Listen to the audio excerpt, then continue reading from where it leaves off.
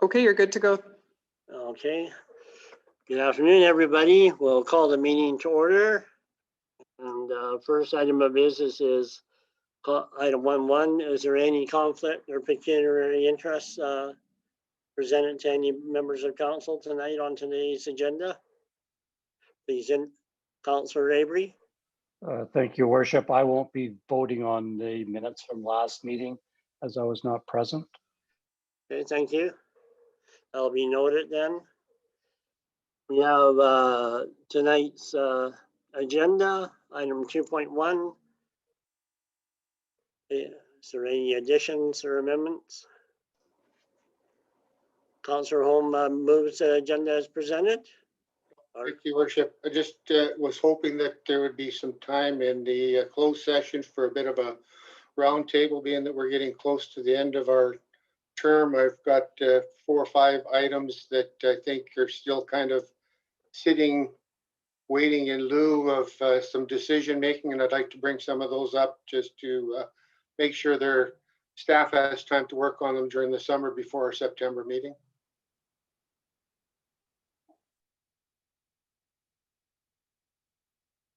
Okay, so you want to have 13.3 then? If we could, thank you, sir. Would those be land, labor, legal type items that belong in there? A few of them are, yes, so I'd like to have it in the closed session. Okay. So by the time we get to that, then Lana can advise me if the motion to go in needs to be amended to include 13.3 for those. Okay. Anybody else? Anybody care to move the amended agenda? Councillor Holm? Okay, I have that motion by Councillor Holm. I'll call the question. All in favor? Okay, that's carried unanimously. Thank you.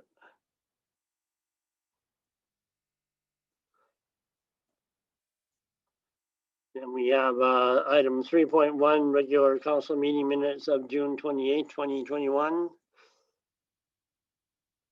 Are there any errors or omissions? If not, I entertain a motion to adopt them as circulated. Councillor Simpson moves. Any discussion? I'll call the question. All in favor? And that's unanimous as well. Oh, you didn't vote on that, Councillor Avery, right? So that's 6-0 with Councillor Avery abstaining.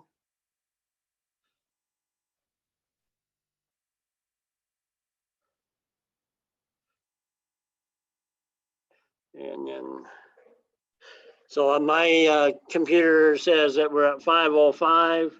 And so we are at the point where we have the first public hearing of tonight is the road closure bylaw 821P06-21.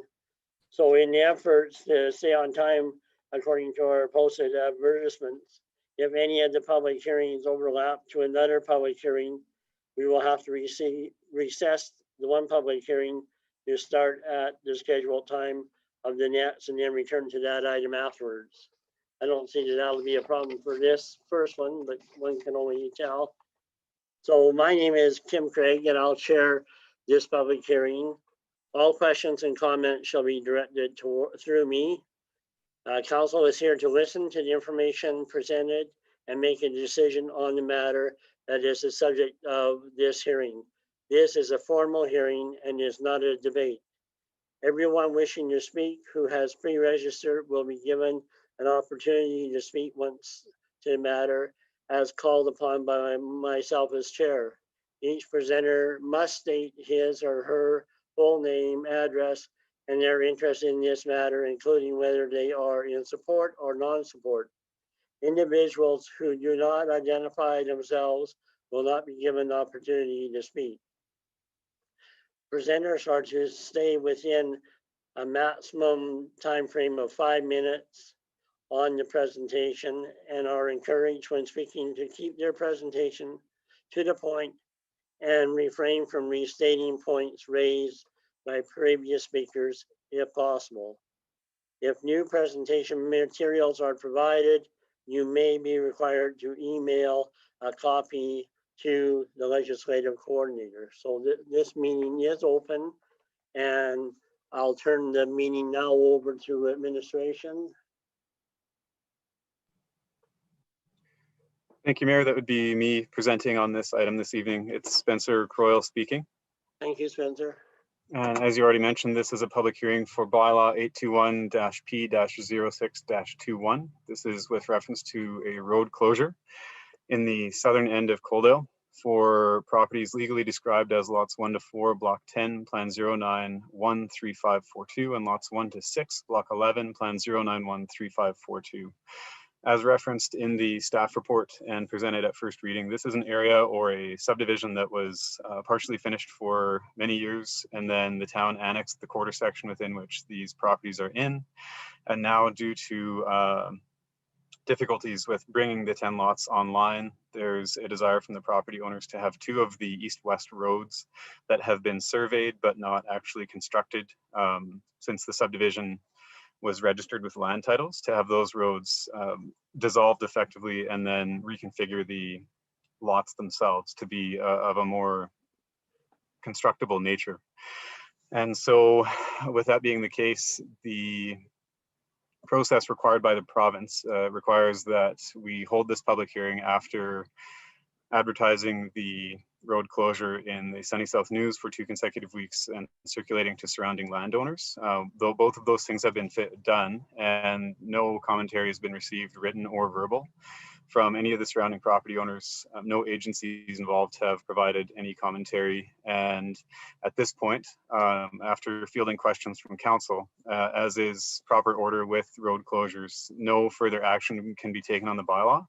So the public hearing would just have to be closed, and then the bylaw itself would get sent to the Minister of Transportation for their sign off before coming back to council for consideration of 2nd and 3rd reading, hopefully sometime in September. And that's the extent of my comments for this item this evening, and I'm happy to field any questions council may have.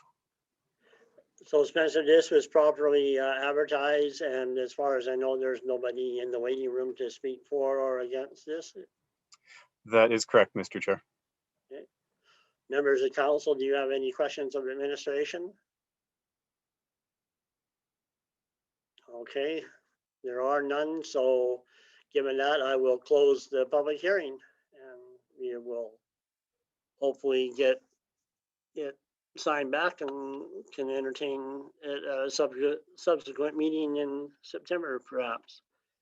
So that is done. That public hearing is closed. And then we will now go to item 4.1, planning and development process improvements, and Spencer is going to lead us through that. Thank you again, Mr. Chair. So as council may recall, at the March 8th meeting of this year, staff provided a proposal, planning and development staff provided a proposal consisting of a number of ways the department could improve on services provided and the ways that we carry out our process related work that we do with the community and with the stakeholders involved. So at that hearing, or sorry, at that meeting, the items brought forward for council consideration were such as development officers being granted more waiver authority, simplifying the industrial landscaping standards, allowing for the submission and payment of planning and development applications online, and enhancing informal and formal communications for planning and development matters, both formally and informally.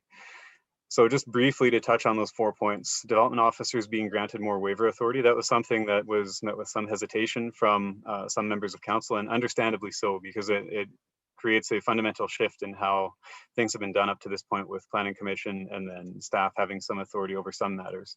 No further action's been taken on that. However, we'd like to bring forward a more robust understanding of what that proposal looks like in the fall. On point number 2, simplifying industrial landscaping standards. Substantial work's been put into that since the March 8th meeting. Staff has met with local landscaping and nursery businesses, collected feedback from the experts in their field to understand different species of trees, shrubs, vegetation that would suit our context and our local climate. And an industrial landscape guideline is being prepared for presentation and council's consideration at the first meeting in September. On point 3, allowing for online applications, submissions, and payments.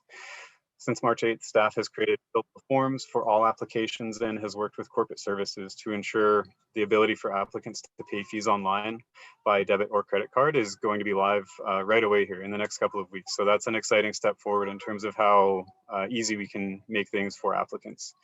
And then point 4, enhancing formal and informal communications.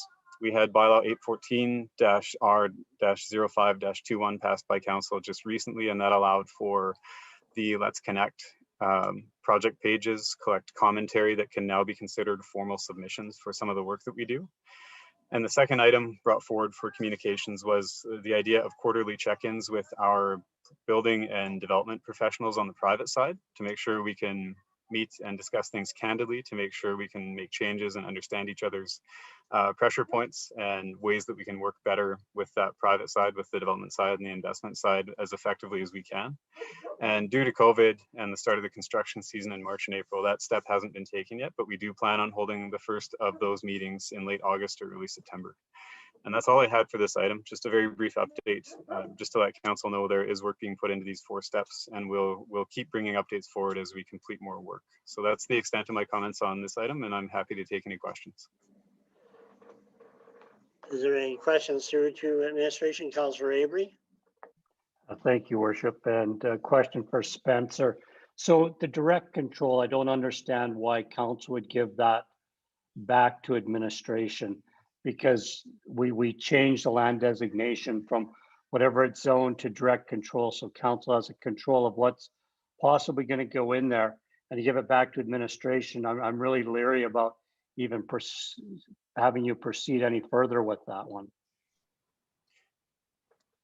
Okay, excellent question. Through the chair to Councillor Avery, thank you for that. I think there may be a miscommunication from staff to council as to what these 4 items would be made up of, because with direct control, that becomes a matter of preference for council. If there's an application, as there has been many times in the past in Coaldale's case, and certainly other communities I've worked in, if there's enough detail with an application to go from a conventional zoning to direct control, it then becomes a matter of effectively processing the paperwork. One good example of that would be with the Montero development that was kind of sandwiched in between the station grounds area.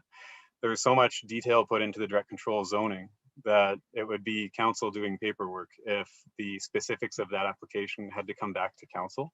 So instead, administration just processes what's effectively already been approved by council by way of that direct control zoning being in place. But there's no, I don't believe, and I could have misrepresented an idea here, if there was reference to changing the context of what direct control is supposed to achieve in one of these 4 process improvements. So that's something we could look at more closely and clarify again in September if there has been that miscommunication. I think you're looking for a little bit more direction on point 1 about the ability to delegate some waiver authority to the development officer in some discretionary uses. So you're like, you were thinking, maybe would council be agreeable to giving the development officer, just say, latitude to give up to 5 or a 10% waiver on certain aspects of the land use bylaw? That's what I'm thinking point 1 is all about. Is that right? Yes, that's correct. And just to touch on that a little further, I can't recall exactly, but we had a number of statistics that we had brought forward with the first item in March. Right. And really that wasn't intended for administration to gain more authority over the bylaw. It was looking at those items that MPC regularly approved with very little deviation from approving those items. So one example would be front yard setbacks for existing properties in town. It's not very often that MPC would push back on that if it's in an established area. If you need a 15% waiver on a front yard setback for someone to gain a letter of compliance in a part of town that's been there for 30 or 40 years, then the question would become, does MPC want to spend time looking at those when almost 100% of them would have been approved over the past 5 years. But we can bring that type of information back in more detail in September for further consideration. It certainly wasn't intended to gain more authority for new applications, and some of the more recent examples of where MPC's been deliberating and discussing more complex items more recently. Thank you. Anybody else have any questions? Councillor Chapman? Yeah, thank you, Worship. Just another follow-up on Councillor Avery's question about direct control. I would certainly like to see where under that aspect that council be able to review how that development's doing from year to year, from time to time, so that that gives it the direct control more clout in terms of council's part in it.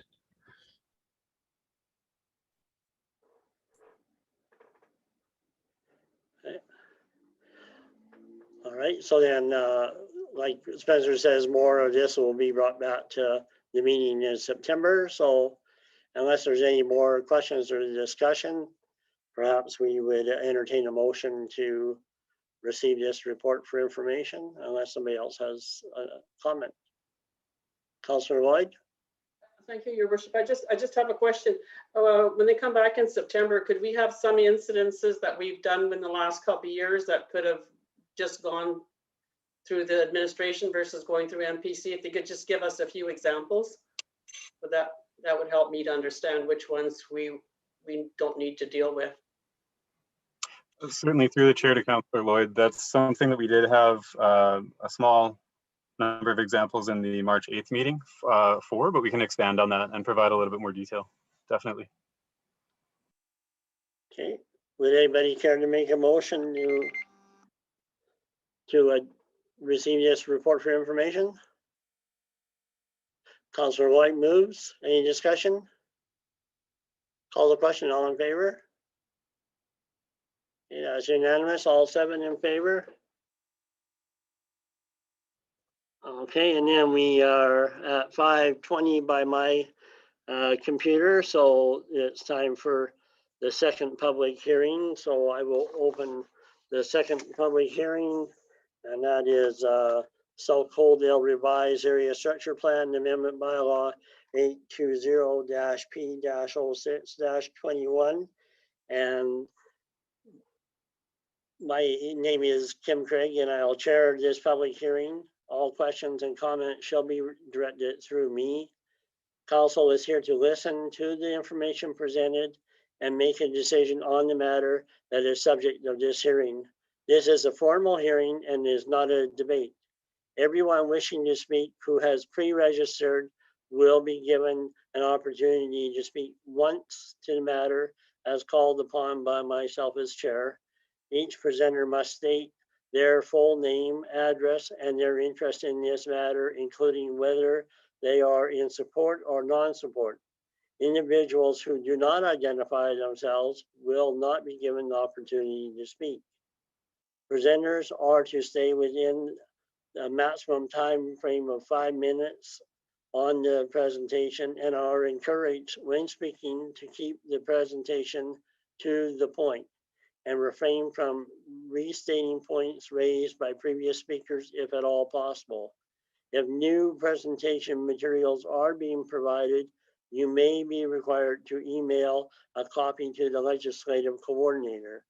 So then, in efforts to stay on time during our posted, in compliance with our posted advertisements, if any of the public hearings overlap to another public hearing, we will have to recess the one public hearing to start at, so we can start the next one at the scheduled time and then return to the other public hearing after the public hearing that we have to recess for. So at this time, I will open the floor to administration to present on that, and I believe Spencer will lead us off.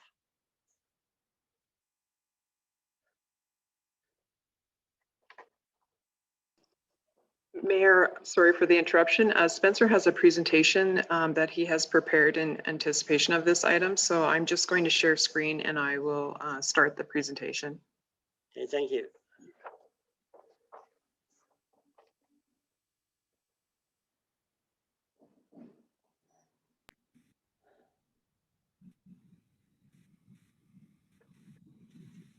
Thank you, Mr. Chair, and good evening to you and Council. This is a presentation for Bylaw 820/P/06/21, proposed amendments to the South Coaldale Revised Area Structure Plan. In this evening's presentation, I'll cover the purpose of an area structure plan.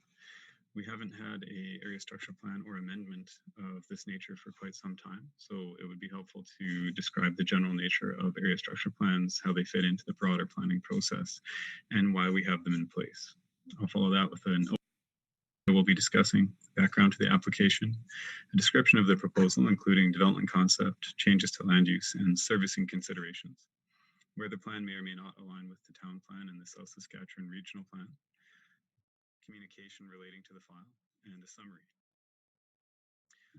So according to the Municipal Government Act, a area structure plan is a statutory plan for the purposes of providing a framework for subsequent subdivision and development of an area of land. Further, an area structure plan, again, according to the MGA, must describe the sequence of development, land uses proposed, density of population, and may contain any other matters. It's important to note that for matters such as the land uses and the density of population, these items can be covered either generally or specifically.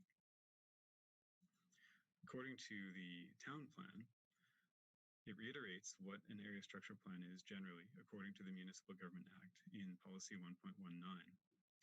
The town plan also provides a slightly more comprehensive understanding of what an area structure plan is through the definitions on page 68 of the plan. The area structure plan definition in the town plan is as follows. It means a statutory plan in accordance with the MGA that identifies future neighborhoods and where residential, commercial, institutional, and recreational sites will be located in a previously undeveloped area, and how essential municipal services such as water and sewer, roads, and fire protection will be provided. These plans also describe the number of people that are expected to live in the new area and how development will be staged over time. In terms of the purpose of an area structure plan from a process perspective, to get from an area structure plan approval, including an amendment approval, to service lots, an applicant typically needs to first gain approval of the ASP, including amendments, then follow that with a provision of detailed servicing plans for infrastructure elements such as water, stormwater, roads, pathways, sanitary servicing, and related matters. That would be followed by the submission of a rezoning and or subdivision application, and finally, development permit applications. It's worth highlighting that between steps 2, 3, and 4, as described, there's substantially more detailed site design for infrastructure that occurs at these points, well before lots are ready for development. And again, for items 3, 4, and 5 on the list, advertising and notification, public hearings and meetings, and deliberation by decision-making bodies still applies to each step. For an area overview, the 30th Avenue quarter section is the area that we're looking at this evening. And for context, this is the south area of Coaldale, annexed in the mid-1980s, and historically it's been underdeveloped. From a planning perspective, the original area structure plan for the quarter section encompassed the entire quarter and was approved in 1999. In 2010, there was a revised area structure plan for the north half, or roughly the north half, 70-odd acres, encompassed by the white outline that we see on the screen right now. Surrounding areas include to the west, Highway 845 and Cottonwood Estates, to the east, Fieldstone Meadows, the Seasons on the Quads, to the north, the SMRID Canal and Central Coaldale, and to the south, Lethbridge County. Current zonings include a mix of urban reserve, country residential 1, 1A, residential R1A, residential multi-unit R2, and institutional recreational. For the purposes of context, the mustard colored yellow is areas that are urban reserve. Country residential 1 and 1A are encompassed by the development in and around 29th Avenue.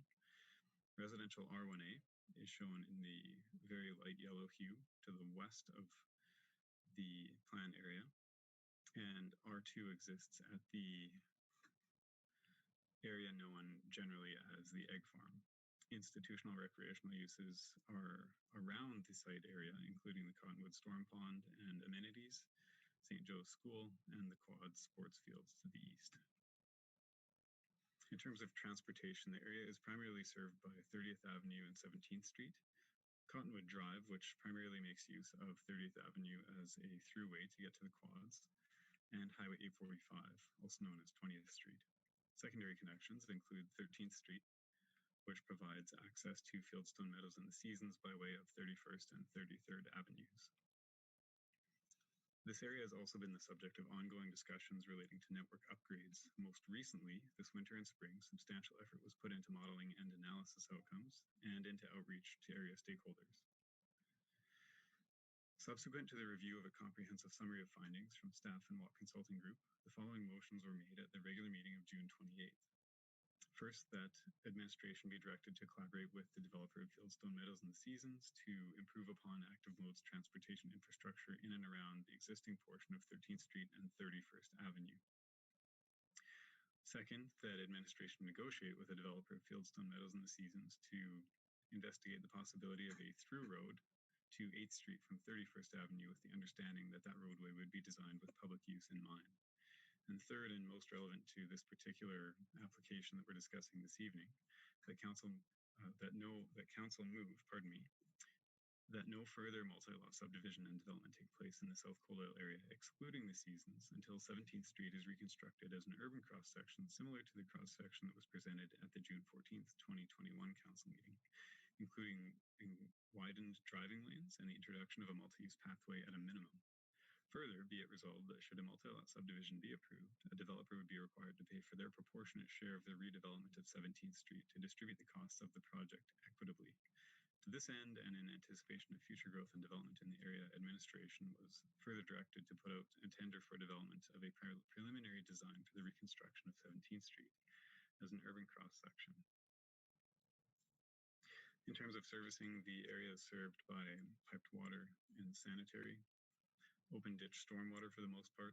Electrical is provided by Fortis, gas is provided by ATCO. There are communications options for telephone and internet.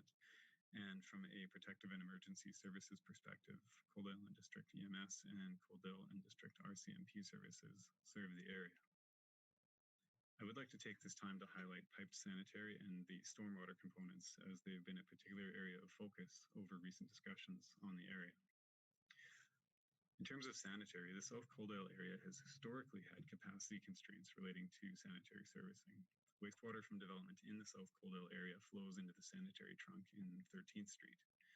And from a sanitary infrastructure perspective, this includes the neighborhoods known as Land O'Lakes, Cottonwood Estates, the 30th Ave quarter section itself, Fieldstone Meadows and the Seasons, and recently annexed quarter sections to the south.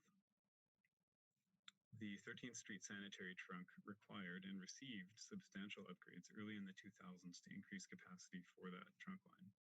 Based on the town's infrastructure master plan, which was prepared by MPE Engineering, as of today, with full build-out of Cottonwood Estates, Fieldstone Meadows, and the Seasons, the remaining capacity calculated by people per hectare is 2,730 people.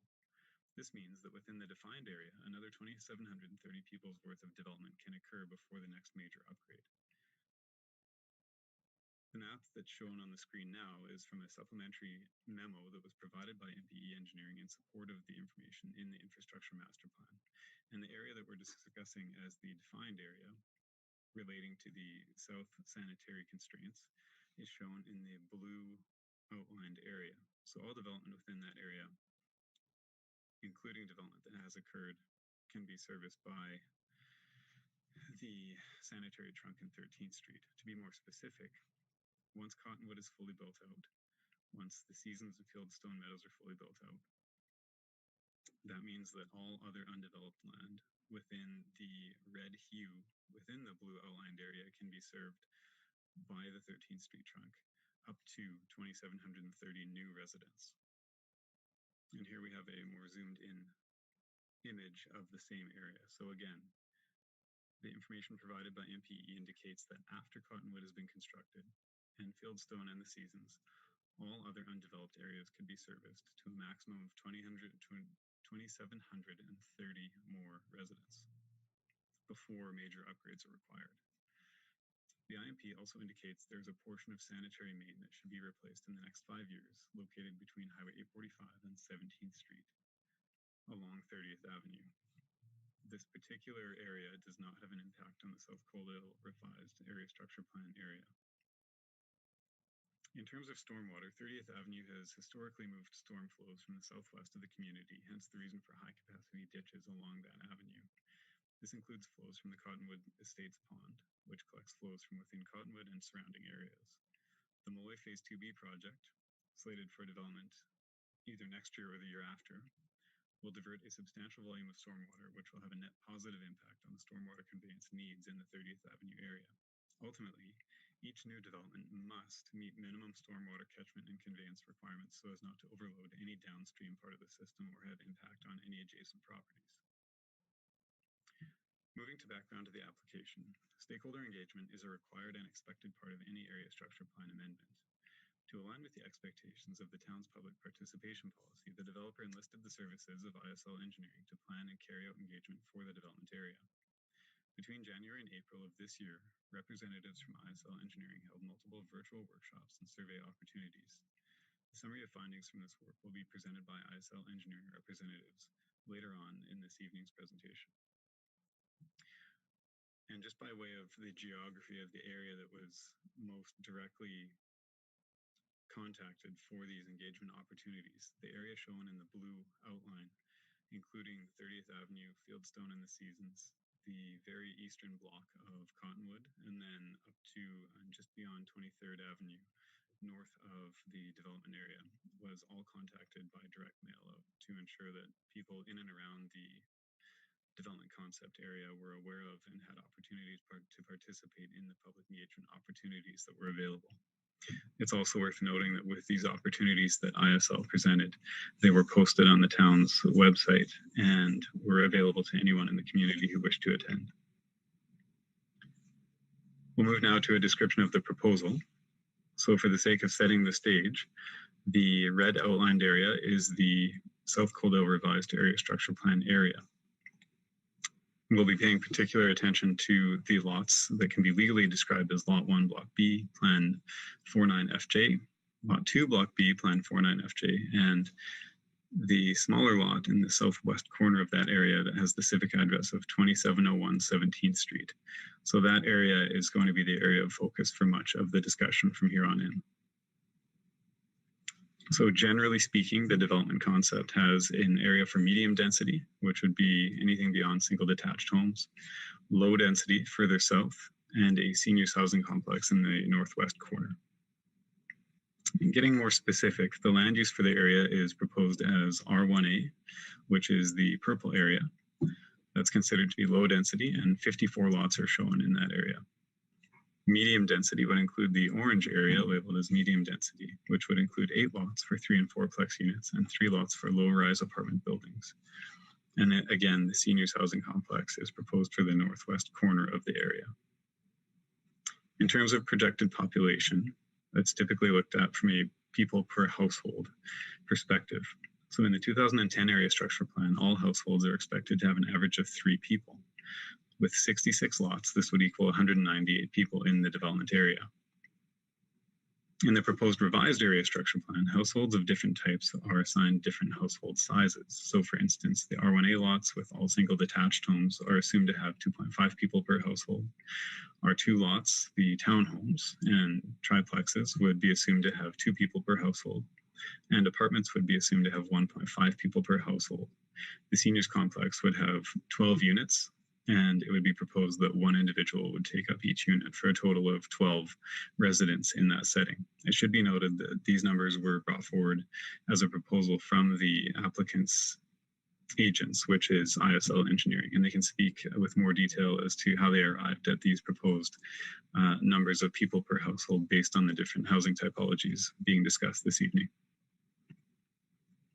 So the total projected population using those numbers with 54 lots of R1A development, 36 units of 3 and 4-plexes, 3 apartments with 42 units each, and 1 unit for the seniors housing would be 408 people total. In terms of open space, there's a linear buffer proposed along the south edge of the development site and north of the neighborhood in 29th Avenue. Amenity space is also proposed to surround the storm pond area. Confirmation would need to be provided that the area is equal to 10% open space or a combination of land and cash in lieu, which would be required at the subdivision stage. In terms of transportation, proposed internal roads include new roads, which would be labeled as 27th Avenue and 28th Avenue, a north-south connector between those two new roads, which would be referred to as the 14th Street connector, because it does align with 14th Street as it's developed further north from this development area in the community. Existing and proposed external roads would include a proposed extension of 13th Street east of the development area. The use of 17th Street would certainly provide a primary connection from existing external roads into the development site. And 30th Avenue would also be very likely to be used by folks that would choose to live in the development area.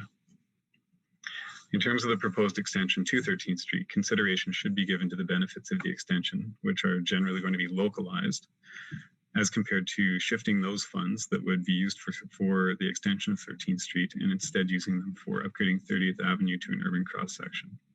While Consulting Group's recommendation is to prioritize upgrading 30th Avenue over building the extension of 13th Street. The development concept as presented also shows a second entrance to the quads, which could be referred to as the proposed north entrance to the quads. While Consulting has recommended maintaining that entrance, even in the absence of extending 13th Street as shown. In terms of 17th Street, as per the motions made at the June 28th regular meeting, the expectation would be the developer fund their share of the upgrading of 17th Street. And again, as per that motion, it would also be the expectation that the upgrades be in place before subdivision can occur in the development concept area. Proposed active modes includes an internal pathway through the linear open space buffer to the south, and a loop pathway around the proposed storm pond. Both of these proposed pathways would be expected to connect to the new quads pathway that's been in place since last year. It's also going to be expected that sidewalks on both sides of the proposed new internal roads are included to complete the connections from a active modes perspective from within the development concept area to external pathways connections outside of the development site. In terms of water, the proposed water system includes a 200 millimeter water main throughout the development area, tying into the water main just east of 13th Street. Proposed stormwater includes catchment in the northeast corner of the quarter. It is worth noting that this is a shift from the approach in the current area structure plan, as the pond being proposed is conceptually sized for a development in the development area only, whereas the pond that was proposed in the 2010 ASP allowed for catchment for development in the entire area structure plan area. So this would be a shift from what was originally proposed in the 2010 ASP.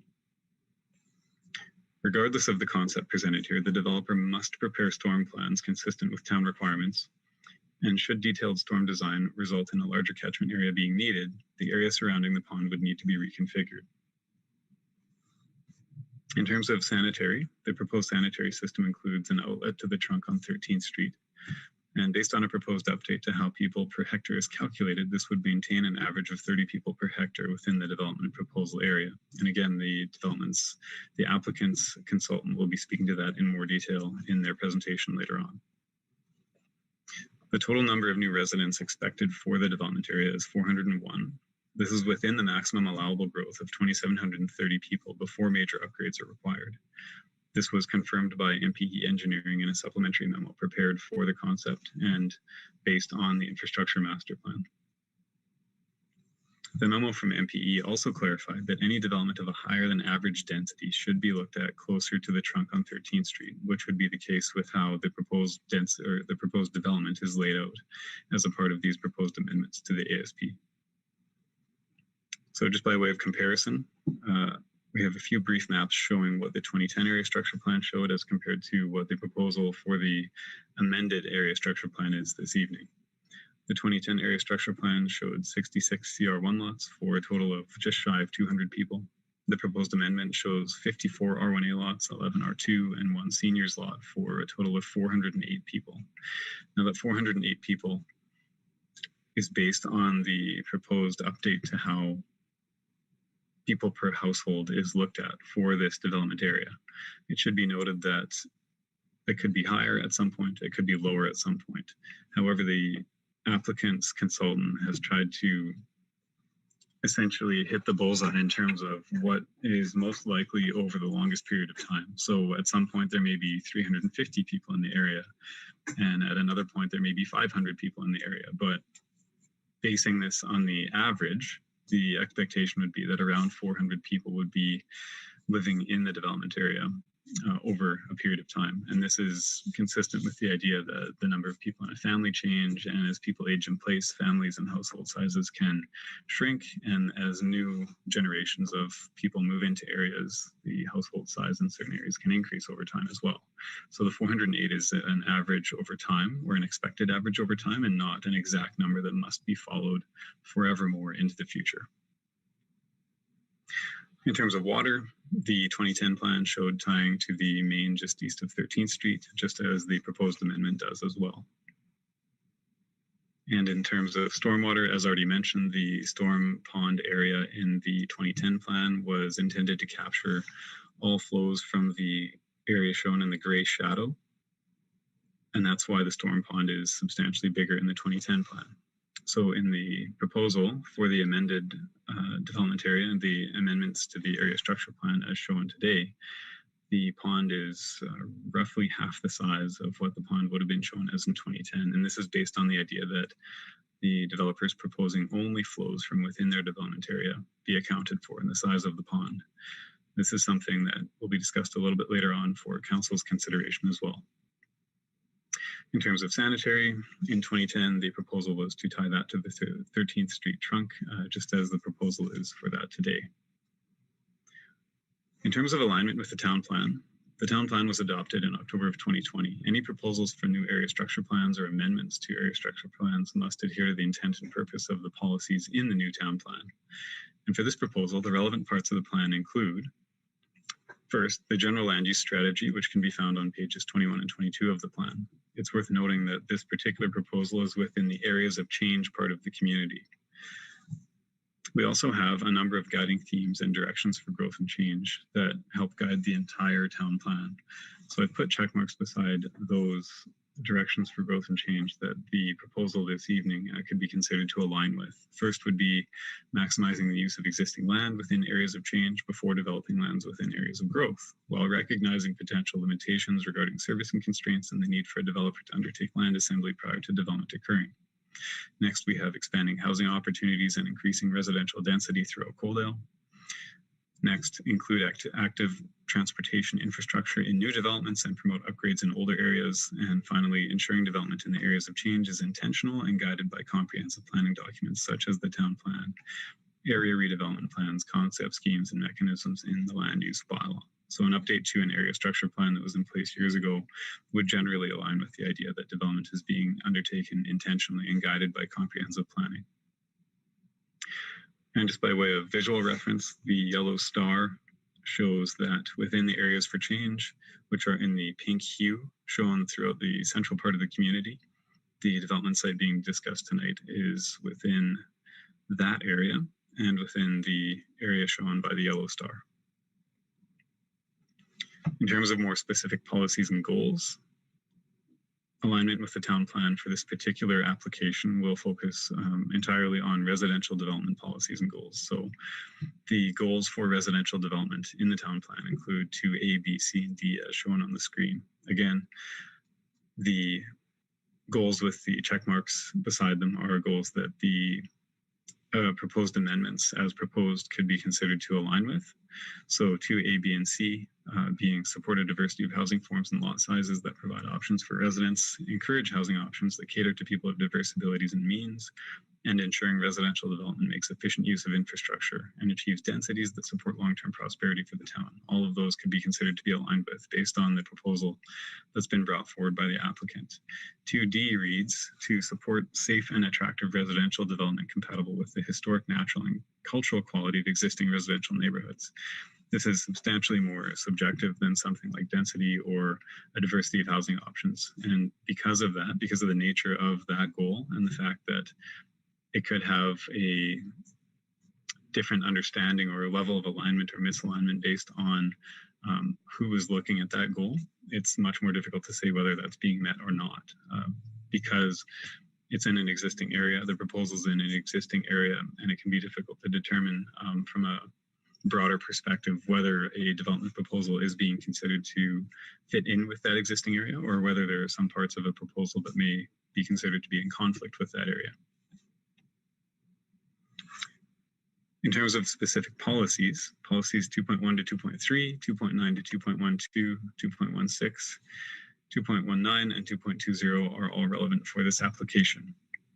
So again, 2.1, infill development shall be designed to be compatible with existing dwellings on the block, taking into consideration setbacks, vehicle access, height, scale, and mass. Those are much more of a question mark than a hard yes or no in terms of whether this development proposal would align with these goals or with this policy, because there are some subjective measures in there that maybe result in a differing of opinion based on who is viewing the development concept as compared to what's already in place in that neighborhood. 2.2 is to strive for a target of 10% of new development to be built in existing areas. This is certainly, the development proposal is certainly helping that. 2.3 is to encourage the development of secondary suites and multi-unit dwellings. So here we'll focus on multi-unit dwellings. And looking at that, the rest of the policy reads, where appropriate, to increase densities in existing neighborhoods and take advantage of existing infrastructure. The development concept does provide multi-unit dwellings and would help with taking advantage of existing infrastructure. Further to multi-unit dwellings, 2.9, 2.10, and 2.11 all relate to multi-unit dwellings as well. So 2.9 is multi-unit dwellings should be dispersed throughout the community and not segregated to one area. This would be helping that in the sense that it's adding more multi-unit dwellings to different areas of Coaldale than having only one area of Coaldale available for multi-unit dwelling development. 2.10, multi-unit dwellings shall be encouraged to locate in the following places, where possible within 400 meters of downtown, parks, the trail system, and schools. So although we're about a kilometer from downtown with this particular multi-unit proposal, it is close to parks, the trail system, and schools. Furthermore, it's noted that if not close to a green space, trail, or park, sufficient recreation and green space on site should be provided to the satisfaction of the development authority. But again, the development concept as proposed has all of those amenities well within the 400 meter recommended distance.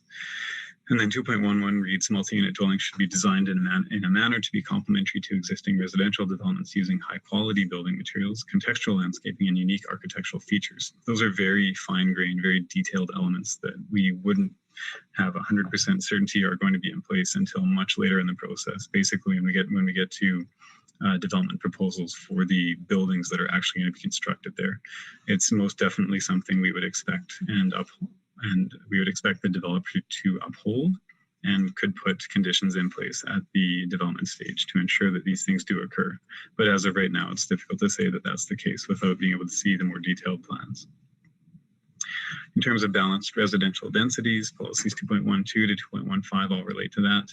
And without reading them each off verbatim, each one culminates with the idea that added density can help to achieve a diversity of housing, meet market demand where that may not currently be met, and offset some of the cost of infrastructure. So making better use of infrastructure by having more people in a smaller footprint to make use of the same infrastructure. All of these goals or policies are being supported by the development concept as proposed.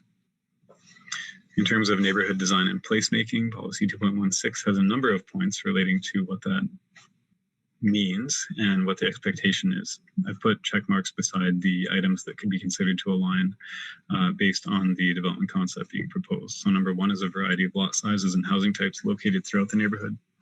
Next, we have parks and trails, which facilitate active transportation use and are designed comprehensively to connect to the town's broader open space system. Those exist within the development concept. Next, a grid or fused grid layout where appropriate to provide the best connectivity within and outside of the neighborhood. And that's speaking mostly to the layout of streets and roads that would serve an area, and with the proposed roadways that would serve this area, the proposed internal roadways that would serve the area and connect to 17th Street, for instance. There is a somewhat of a grid system that's being used there. It's not two cul-de-sacs. It's not a crescent or things of that nature. It's basically a loop road that provides 2 points of access to 17th Street. So that can be considered to be a policy goal that's being upheld. Design features to promote walkability, including but not limited to front porches, rear garages, tree-lined streets, sidewalks, and trails. Speaking less to the front porches and rear garages and more to the sidewalks and trails, those are seen in the development concept and can be considered to be upheld by the concept. We'd have to wait and see what the specifics of the neighborhood design would look like to determine if front porches and rear garages and tree-lined streets are going to be something that's achieved as well. 2.19 and 2.2 being the last two policies to be discussed this evening. 2.19 is the idea of diversification of the town's housing stock, which should take place through an increase in various housing types, multi-unit housings and non-single detached housing that supports a variety of lifestyles and tenure options. So that is being upheld by the development concept. And for seniors housing, the policy reads opportunities for housing that facilitate aging in place, which should be supported, especially in locations within or adjacent to downtown and the hospital.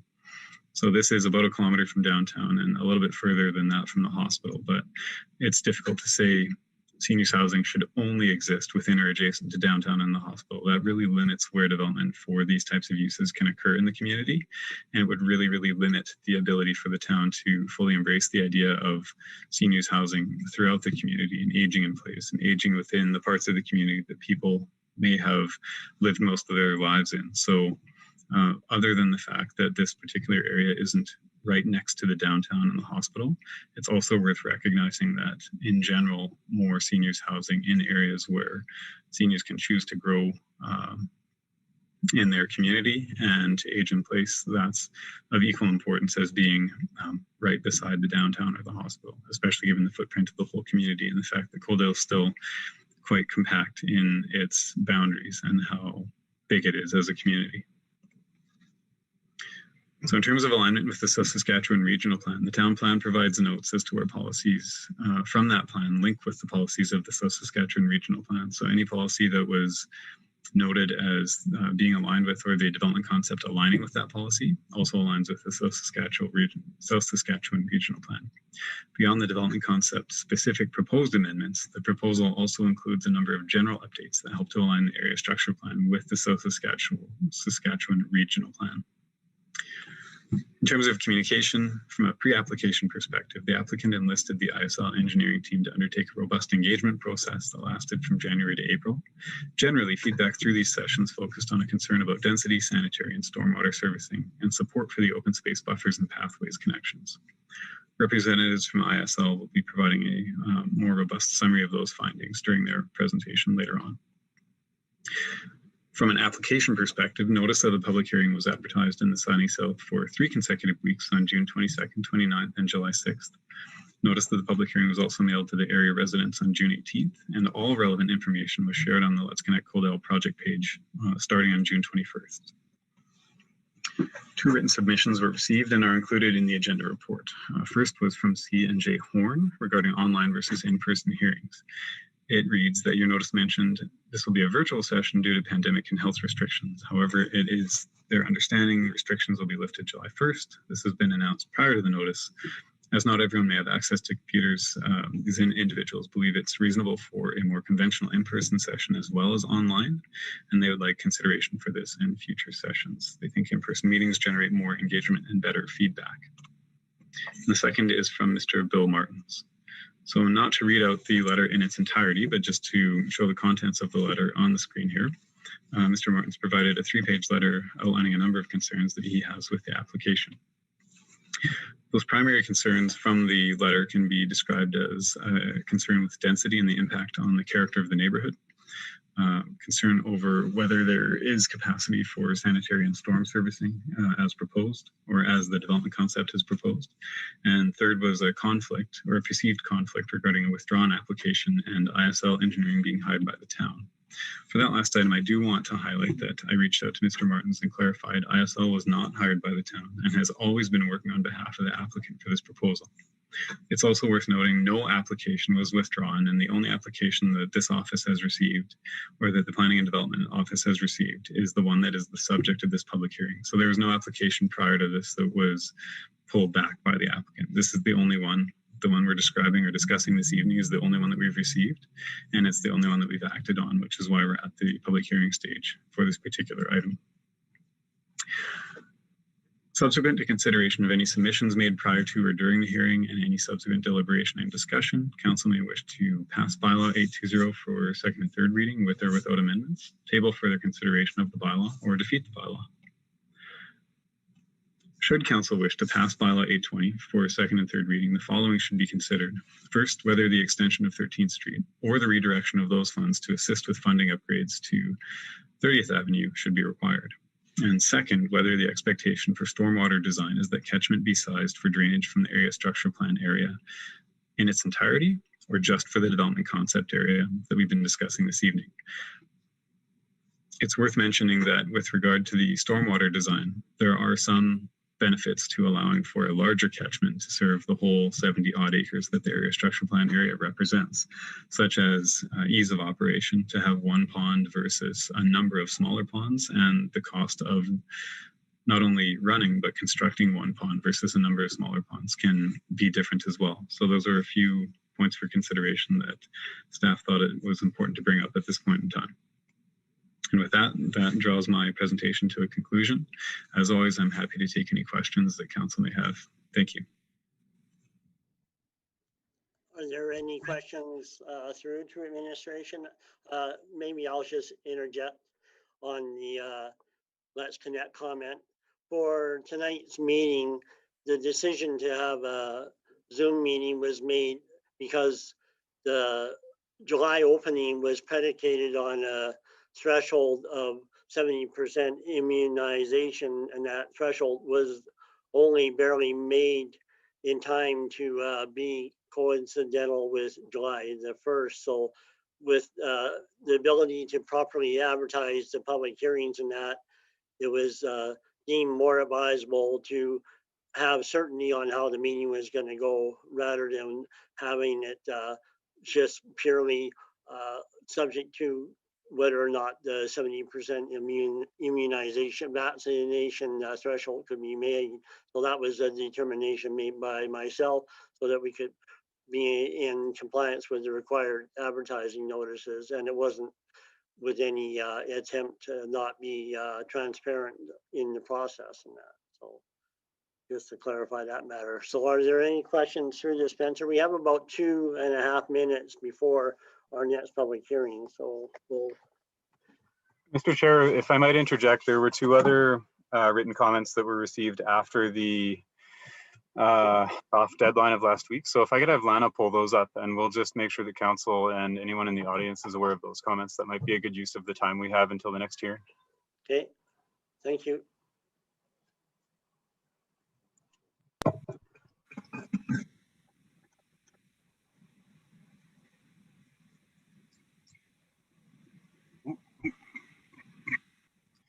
Thanks, Lana. So the first was,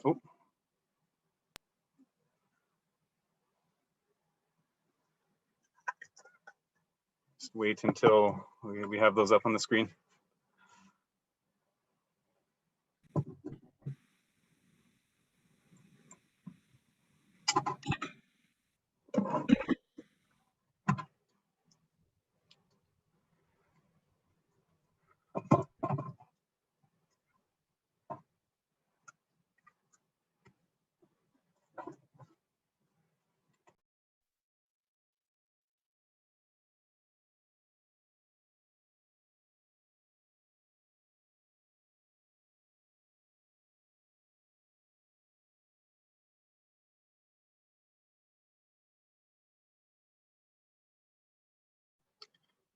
Sorry, Mayor, it looks like in the essence of time, it might be, I'm not sure if we're close to the next hearing or not, so I don't want to have an effect on the timing. It may be best to recess things at this point, and then we can come back and present these two, and then I'm happy to answer any questions after that.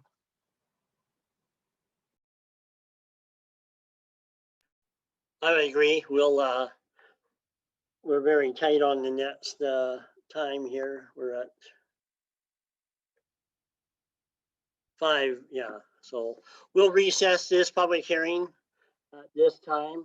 And so then we will be, because as per my, I have different times on different devices. So we'll split it in the middle and we'll call it 6 o'clock on my one device. So the public hearing on item 6.2 is recessed.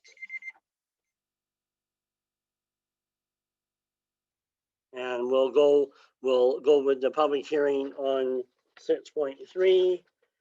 And that will be land use rezoning bylaw 819-P-06-21. And as said previously, in the efforts to stay on time according to our posted advertisements, if any public hearing overlaps to another one, we will have to recess the one and then start at the next meeting on the scheduled time, and then return to the other public hearing at an appropriate time thereafter. So the public hearing is now open on the land use rezoning, and my name is Kim Craig. I will chair this public hearing. All questions and comments shall be directed through me. Council is here to listen to the information presented and will make a decision on the matter that is subject of this hearing. This is a formal hearing and is not a debate. Everyone wishing to speak who has pre-registered will be given an opportunity to speak once to the matter as called upon by myself as chair. Each presenter must state their full name, address, and their interest in this matter, including whether they are in support or non-support. Individuals who do not identify themselves will not be given the opportunity to speak. Presenters are to stay within a suggested time of 5 minutes maximum on the presentation and are encouraged when speaking to keep the presentation to the point and refrain from restating points raised by previous speakers if possible. If new presentation materials are provided, you may be required to email a copy to the legislative coordinator. So now I will call upon Cam Mills to open the discussion on this item. Well, thank you, Mayor Craig. I appreciate the opportunity to speak to this issue. I do apologize. I seem to be having some modest connectivity issues, so I'm going to leave my video off for while I'm speaking. I don't have a PowerPoint associated with this particular application, so I'll just speak to council briefly, and then we'll have the opportunity for the proponents supporting the application to speak to council as well, and the broader public, and address any concerns that might be raised. So what we have before us today here, land use bylaw rezoning 819-P-06-21, is to redesignate lands legally described as Plan 181-1685, Block 21, Lot 3, from its existing industrial zoning to a direct control zoning. That's a just under 3.5 acre lot located in the industrial park. And the property in question continues to be owned by the town of Coaldale, but is the proposed site of a recycling, yard waste, and green power generation facility. And while it is feasible that any of these particular uses could be considered under the existing industry zoning, rezoning to direct control in this case is going to ensure that the proposed uses are established and maintained in line, with an operating agreement that would be in place between the town and the proponent of the facility, which is 2.0 Limited. So rezoning to direct control will allow for 2.0 to seek council approval in the event that their operation expands into sort of a related field outside the scope of the very limited scope that is proposed in this particular bylaw. So while the land is currently owned by the town and the request for decision is in fact generated by administration, it should be noted that the application is of course supported by the proposed purchaser of the lands. So the town of Coaldale is currently in the process of finalizing a sale agreement for the lands. And in addition to an agreement for the sale of the lands, both the town of Coaldale and 2.0 are going to look to enter into an operating agreement whereby 2.0 Limited provides certain services to the town of Coaldale, including a location for tipping of its blue bin, recycling waste, as well as a full-time branch drop-off site and the availability of environmentally friendly green power options at a discounted rate for the town. And rezoning again to direct control from industrial is going to significantly reduce the range of available uses on the parcel that would otherwise be allowed. This is advantageous for the town, given that the proposed uses are going to be tied to these necessary town services, and will ensure that future owners and operators of the facility continue to provide those services discussed in the operating agreement. And from the buyer's perspective, rezoning allows for direct input and approval from council in the proposed use and helps streamline the approval process. The proposed bylaw basically allows for the recycling facility, for renewable energy production, for signage, which would be associated with that, as well as accessory uses to those types of structures, a scale, small office, things like that, which are discretionary uses under the bylaw. All other aspects of the industry zoning, such as setback requirements, design standards, etc., would remain in place and fundamentally be the same as what's existing currently. The bylaw also establishes for administration to be the decision-making authority on permits for these uses. The purpose of labeling the uses as discretionary provides for the ability of administration to provide expanded conditions on a permit to make sure that any issues that need to be addressed are resolved through means of conditions. And should the bylaw be adopted, any permit for the listed uses would be issued by administration, and any request for uses outside of the scope, and again, it is a very limited scope, but any request is outside of that scope would require an amendment to the bylaw, so that would have to come back to council for consideration. So if the business were to expand into some new field that isn't listed as one of these uses, that would be the mechanism that the developer would have to seek. As far as stakeholder engagement, this was advertised in the Sunny South News for 2 consecutive weeks.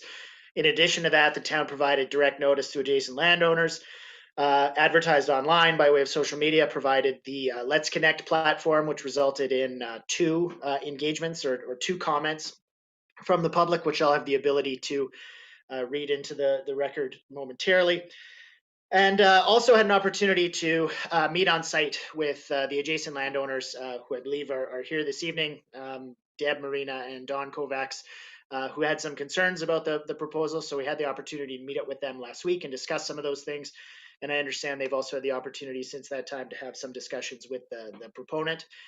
And at that point, we've also invited, obviously, 2.0 to come speak to council and to the public as well to address any concerns or questions that might result from this application. So we rest with decision options for council being that council may approve the bylaw as presented, approve it subject to amendments, or reject the bylaw.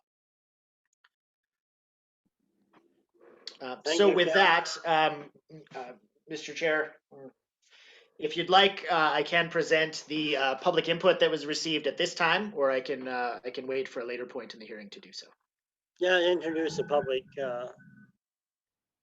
Very good. information that was shared. Okay, so just let me pull that up really quickly. So,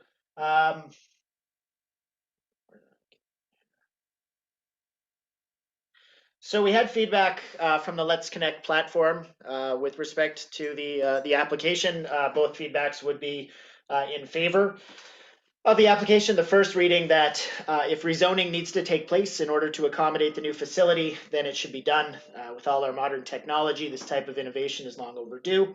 A facility that removes waste from our landfills and provides an alternate source of power with 0 emissions is a win-win for the town, the taxpayers, and Mother Earth.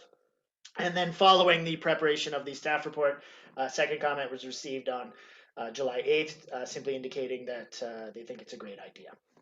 With respect to additional commentary, we did receive a letter from the Kovacs, and in discussion with them, they've asked that I read that to council for them, so I'm happy to do so at this time. The letter reads as follows.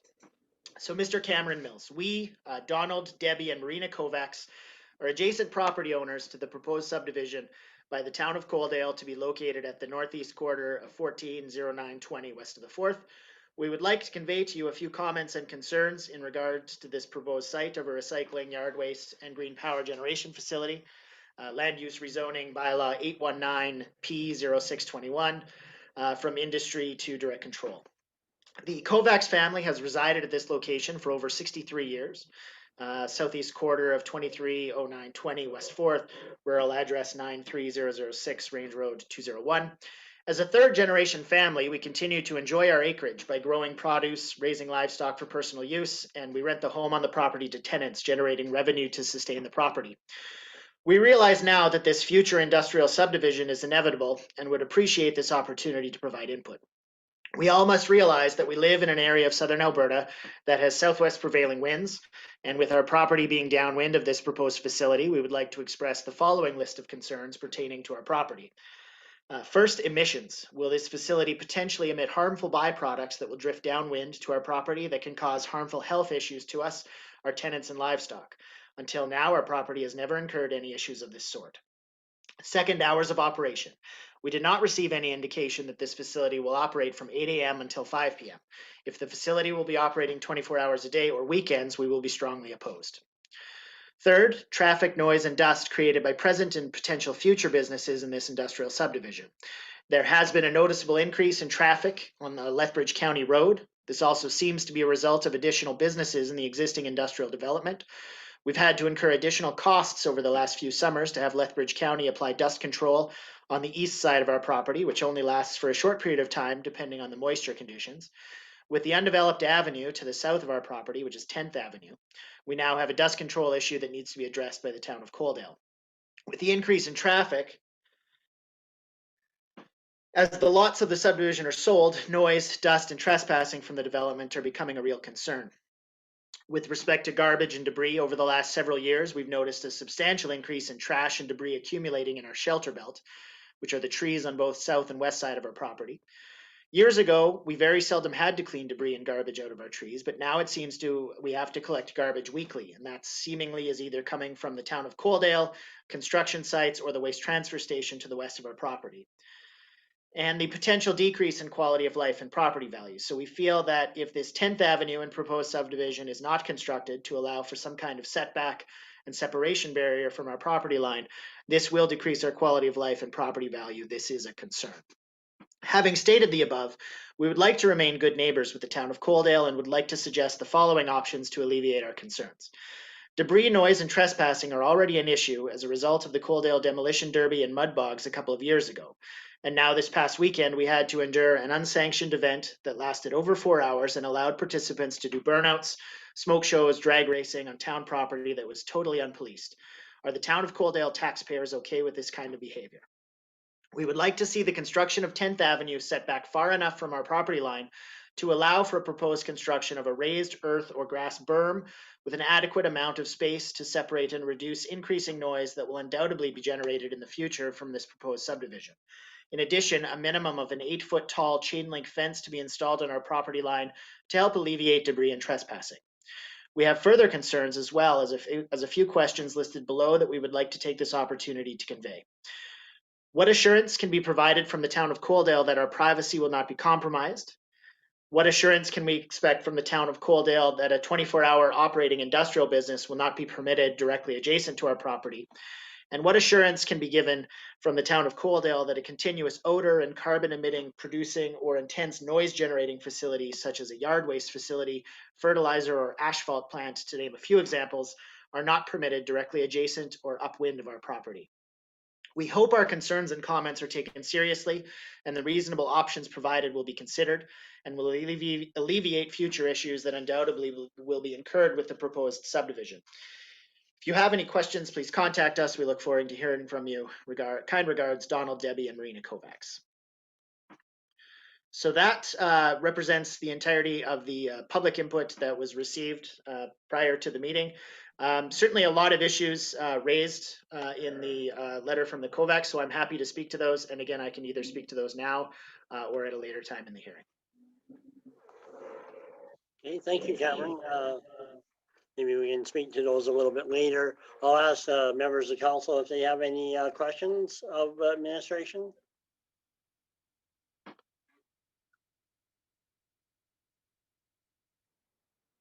Okay, I see none. Perhaps now the proponents may want to address Dr. Henke or me wanna, who do you wanna introduce as the proponent to speak on this matter, Cam? We'll let Tyler Bolio speak on behalf of 2.0 Limited, Mr. Mayor. Okay, thank you. The floor is yours, Tyler, then.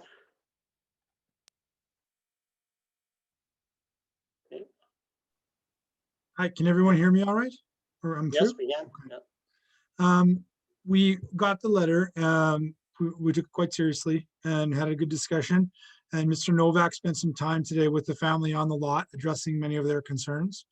One of the things I wanted to point out in the letter that we're quite proud of is that we're not coming to town to be a carbon emitter, we're coming to town to be a carbon capturing system. Our facility is all indoors. Everything that we have done to design and provide for this facility has been based around the idea of a cleaner future and a better future. It's something that we believe in quite extensively, but the site itself as well is not developed in that sort of historical idea of like an outdoor yard waste facility or fertilizer plant. All of our work will be done inside. Part of our design includes things like a state-of-the-art HVAC system to capture, any kinds of potential dust, debris, or something that may occur inside the building in our own filtration. And we want to be good neighbors too, just like I know the Kovacs do.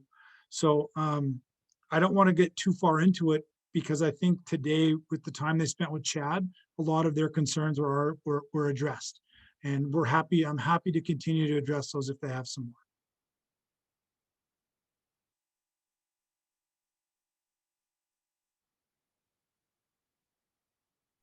Thank you, Tyler. Are there any questions through to Tyler from council?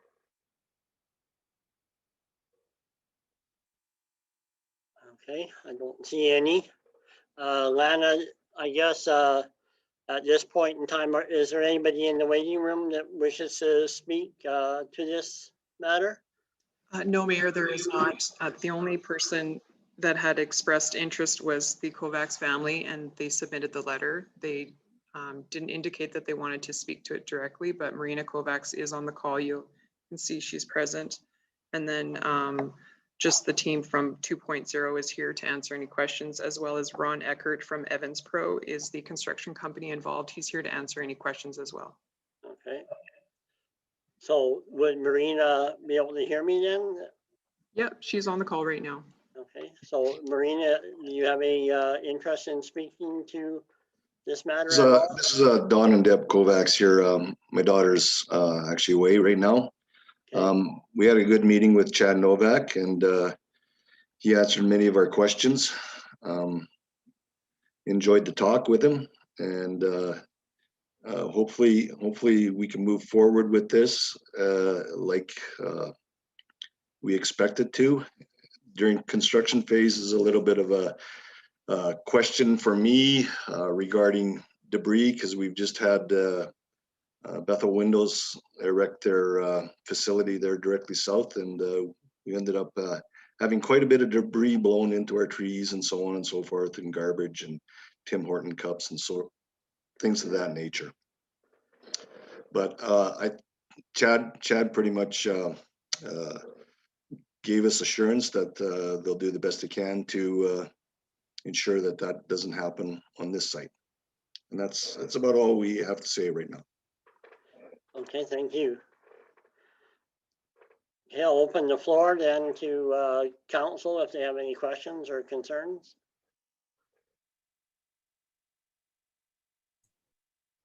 Councillor Simpson. Thank you, Your Worship. So the one question I have regarding the construction of it, how long does it take for the construction of it before, like if this was passed today, when are you going to plan to build, and when should it start becoming operational? I can take that one too. So Ron is on the call. He is our general on the building. And right now our timeline is looking at a ground break in August. And it's tough with what happens in winter, but an early stage opening could be happening potentially January next year, all the way up until March. at which point we would do our, obviously sort of a soft opening to get our legs under us, get everything, running the way we want, and then starting to go busier into the spring with the facility. But right now, that is our current timeline, provided that everything continues to work and fall into place. I know I think everyone's heard this story, but we just keep getting told, steel is tough to find, and how long will steel deliveries take? So I wish I could give you a firmer date, but that's what we're looking at right now, anywhere from January to March of next year. Yeah, and I believe Councillor Chapman had a question.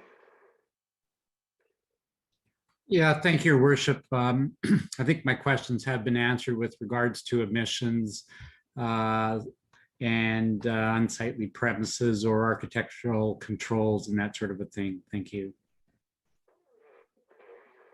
Any other members of council have any questions through to either admin or the proponents or anything?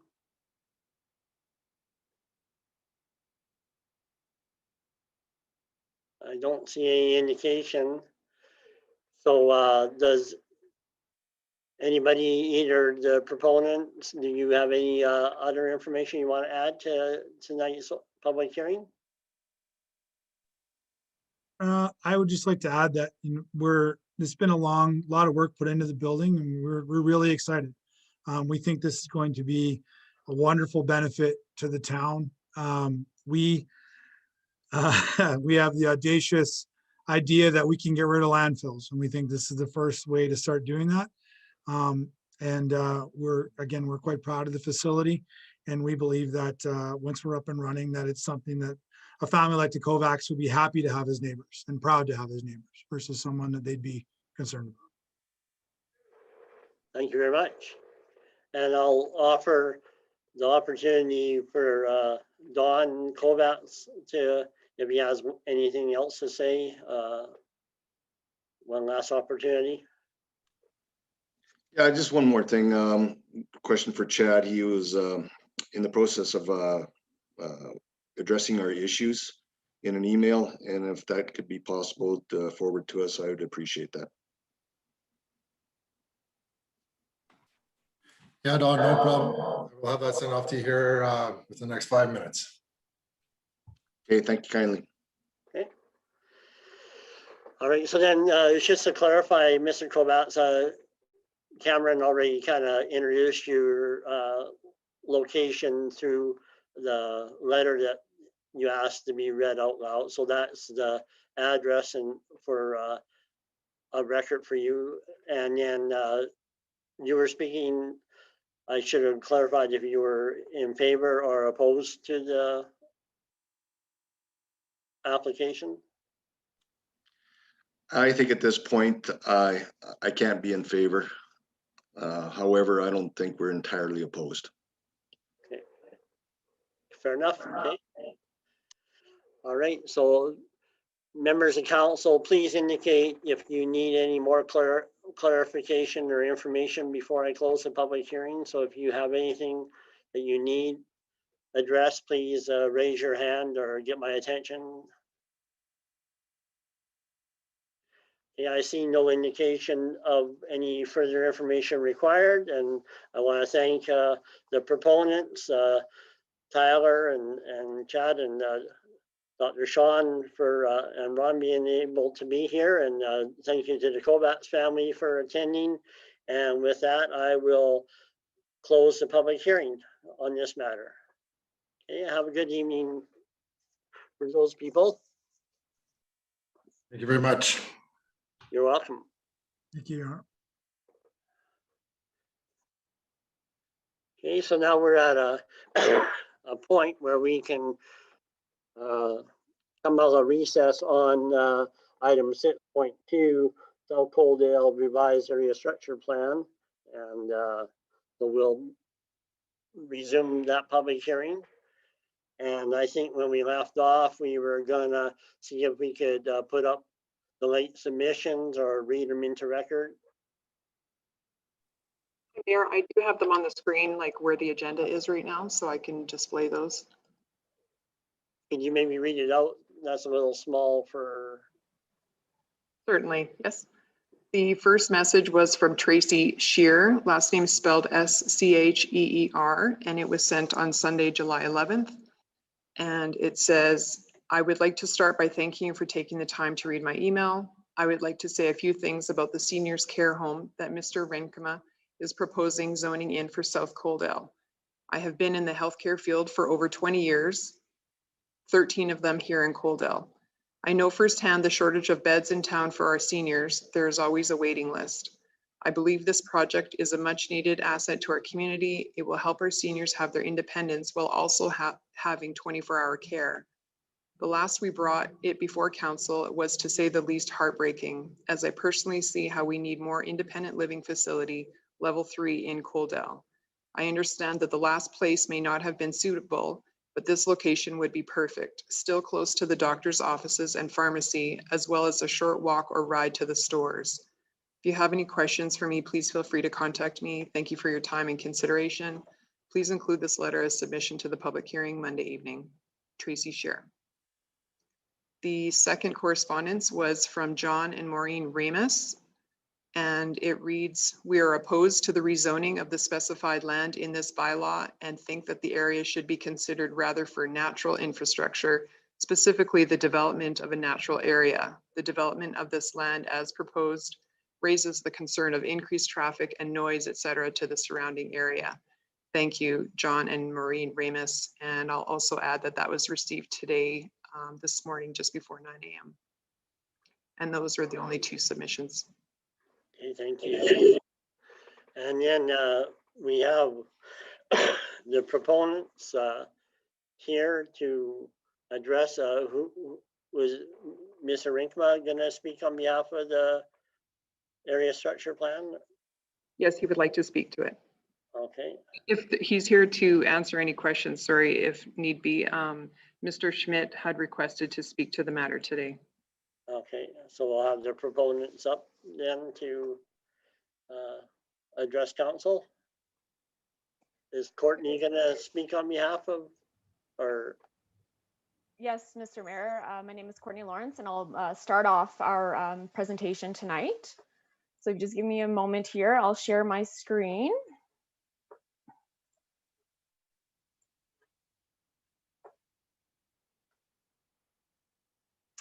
Can everyone see my screen right now?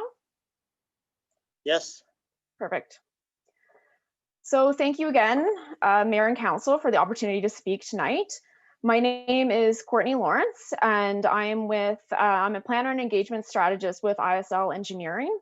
And my colleagues and I have been working with a developer over the past several months to plan and implement an engagement program to prepare a development concept for the South Coaldale site in question and revisions to the South Coaldale revised area structure plan. So as you are aware, the site in question is approximately 23 acres just south of 24th Ave in between 17th Street and 13th Street. And the intended proposed residential uses are to include a mix of single family homes, townhouses, low-rise apartments, and senior housing to meet a variety of needs of residents. So when we started the project, there were several considerations that we had that sets the framework for our scope of work. We were considering minimizing impacts to nearby residential neighborhoods, increasing feelings of safety and vibrancy of the community, improving the community look and experience, considering where best to locate the single family homes, the townhomes, the apartment buildings on site, looking at a new access through the site and extending 13th Street to provide additional options to access the quads, baseball, and soccer fields, and locations for green spaces and connections for shared use pathways for people to walk and cycle through the site, as well as connect to the existing network around the community. So over the course of approximately 4 months, a 3-phase engagement process was implemented to gather feedback from residents to inform the development concept for the site. The purpose of phase 1 was to learn about potential issues and concerns and how to best integrate the proposed residential development into the existing neighborhood. In phase 2, a high-level draft development concept was shared, and we asked folks about what they liked, if improvements were needed, and to identify anything that we had missed. Using feedback from phases 1 and 2, the final development concept was shared in phase 3. Residents were asked to share if they had any additional comments to help finalize the concept. So for each engagement phase, several methods for promoting the engagement opportunities were used. Letters were mailed directly to residents in adjacent neighborhoods. Social media posts were used. A project website was set up on the town's website and was updated each phase with details on engagement opportunities. An FAQ was developed, updated each phase as well, and provided on the town's website. Because of COVID, we weren't able to host in-person events. And we all know that relying solely on online methods can be challenging for some folks who aren't comfortable using online tools or do not have access to reliable internet. To support broader participation, we prepared hard copies of the survey, and residents could request one to be mailed to them. The virtual sessions were also recorded and posted on the project website for folks to view at a later date if they couldn't make it to the session. Also, at any time through the process, residents could call or email our team with comments and questions, and administration also passed along questions or comments they received. Specifically, during each phase of engagement, we hosted a live Zoom session, which included a presentation of project information and feedback heard to date. And as part of that, we had a Q&A session and facilitated discussions on key topic areas and questions.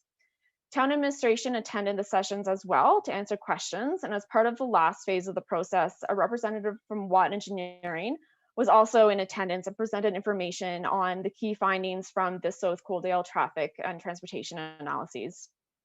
Any questions that we could not answer during the live session were documented, and a response was provided in the FAQ that was put onto the website at the end of each phase. The survey was available for residents to provide their input online, and as I had mentioned, hard copies of the survey could be requested. Following the completion of each of the 3 phases, the engagement summary of key feedback heard and key themes that emerged from that feedback was also posted on the website. During the first phase of engagement, we wanted to learn from residents what was important to them, what concerns they had, and what ideas they had to address them. Some of the key concerns that were identified at the beginning of the process were increased traffic through the area, the look and feel of residential buildings and green spaces, and servicing concerns. Key themes that also emerged from the feedback included concerns about the larger transportation network in South Coaldale, and that more development would increase pressures on current issues. There was a lot of support for the current pathway system, and it was identified that it was important to include green spaces in the concept and include additional pathways through the site connecting to the existing network. Concerns were also expressed about the increased density of the area and whether the road and servicing infrastructure could support it. Lastly, concerns were shared about the height of the apartment buildings and impacts to views and privacy, as well as changing the rural character of the area. We also asked about where best to locate the different types of housing. So feedback was mixed on where to locate it, but generally there's support for locating the higher density, so the seniors apartment buildings toward the northern portion of the site, and transitioning down to the single family homes and the lower density towards the south side of the site. In phase 2 of the engagement process, we shared a draft high-level proposed concept that was informed by the feedback shared in phase 1. The seniors housing and apartment buildings were located in the northern portion of the site, transitioning to townhouses and single-family homes on the south side. A green space with a pathway connection was provided along the southern boundary to provide a buffer between the proposed single-family homes and the existing homes adjacent to the site on the south side. Pathway connections were also provided through the site, connecting to the existing network. A road connection from 17th Street to 13th Street was also provided to provide an east-west connection through the neighborhood and allow for a second access to the quads and another access to and from the site and to the other areas of South Coaldale. As part of this process, after presenting the draft concept, we asked folks to share what they liked about it, what can be improved, and whether anything that was missing that needs to be considered to help us refine and finalize the concept. So some key items that respondents liked about the concept plan: that it improved access to local amenities, it encouraged active mode use around and through the area. They liked the affordable housing due to the mix of housing that was being provided, and they supported the transition of the higher density from the north side to lower density on the south side of the site. Some suggestions residents had to improve the concept plan included needing to ensure that pathways made it to the final concept, that green spaces are provided around the townhomes and apartment buildings, building height should be limited to only 2 stories, and then more information was needed about the proposed density for the area. Now, some items that folks didn't like about the concept plan was suggestions that only single-family homes should be developed on the site. Again, there was concerns about the capacity of infrastructure to support development, increased traffic on 17th Street, privacy concerns for existing residential development backing onto the site on the south side, and concerns about environmental impacts with the extension of 13th Street north to connect to that new proposed internal roadway from 17th Street to 13th Street. Now, feedback was incorporated where possible to prepare the final concept. So based on feedback from phase 2, the development concept was refined. So concern about the height of the apartment buildings was considered, and the apartment height was reduced from 4 stories to 3 stories. The green space along the south boundary was maintained to provide a buffer between the new development and existing homes, including a pathway connection to the existing network. The mix of housing proposed was maintained to meet the needs of a variety of residents, including seniors, individuals, and young families. The alignment of 13th Street was located to minimize impacts as much as possible to the existing trees on the east side of the site. And as part of this final phase of engagement, we asked residents to identify their level of support and why to help us finalize the concept. So reasons for support included the variety of housing being provided, improved access and connectivity, and improvements to the area overall. For folks who are neutral or did not support the concept, key reasons given were concerns about traffic and infrastructure capacity, the higher density being proposed for the area, and concerns about environmental impacts. So on the screen here, you can see the development concept proposed for this site. So along the north boundary, a seniors housing complex and 3 3-story apartment buildings are located. Row housing is located immediately south with single-family homes along the south boundary and along the boundary of the stormwater pond. 13th Street is proposed to be extended, connecting to an internal road, which provides the east-west connection through the site and providing a second access to the quads, which supports connectivity and access through the site overall and through South Coaldale. The 13th Street extension will not impact the existing pathway and a majority of the trees next to the quads. The trees that will be impacted include those near the new entrance from 13th Street into the quads. We also heard that green space, sidewalks, and pathways were important to participants and that they have been implemented through and around the site where possible. A pathway connection around the storm pond connecting to the existing network and a connection along the southern boundary as part of a green space buffer between the existing country residential homes are also included. The green space and pathway between the new and existing residential development was maintained in response to concerns about the proximity of new development and those privacy concerns that we heard through the engagement as well. Including the storm pod, approximately 17% of the site is proposed to be the open space. And a variety of housing types are proposed to provide options for people at different stages of life and incomes, supporting folks to age in place in the community. The housing variety proposed also aligns with residential goals previously identified in the town plan by Mr. Coyle. So key proposed changes to the ASP include improved alignment with overarching plans, such as the SSRP, the town plan, and the recently completed transportation master plan. Increased density and increased mix of housing to provide more options for residents and to support aging in place. Updated anticipated density to reflect different housing forms and anticipated household sizes. The east-west connection between 17th Street and 13th Street and sidewalks on both sides of the street to improve connectivity within the site and in South Coaldale, as well as improve access to the quads. This extension of 13th Street connecting to that internal roadway also adds redundancy to the local network and provides a second access for emergency and supports a grid pattern encouraged by policies in the town plan. The storm pond is sized to accommodate proposed development for the site to respond to current anticipated development, and it reduces the risk of oversizing infrastructure. The plan allows for flexibility to address future needs if and when development of other sections of the plan proceeds. Future revisions to the plan to incorporate additional stormwater facilities into the conceptual layout should be deemed a minor amendment to the plan as long as the intent of the plan is not compromised and the road network is not negatively impacted.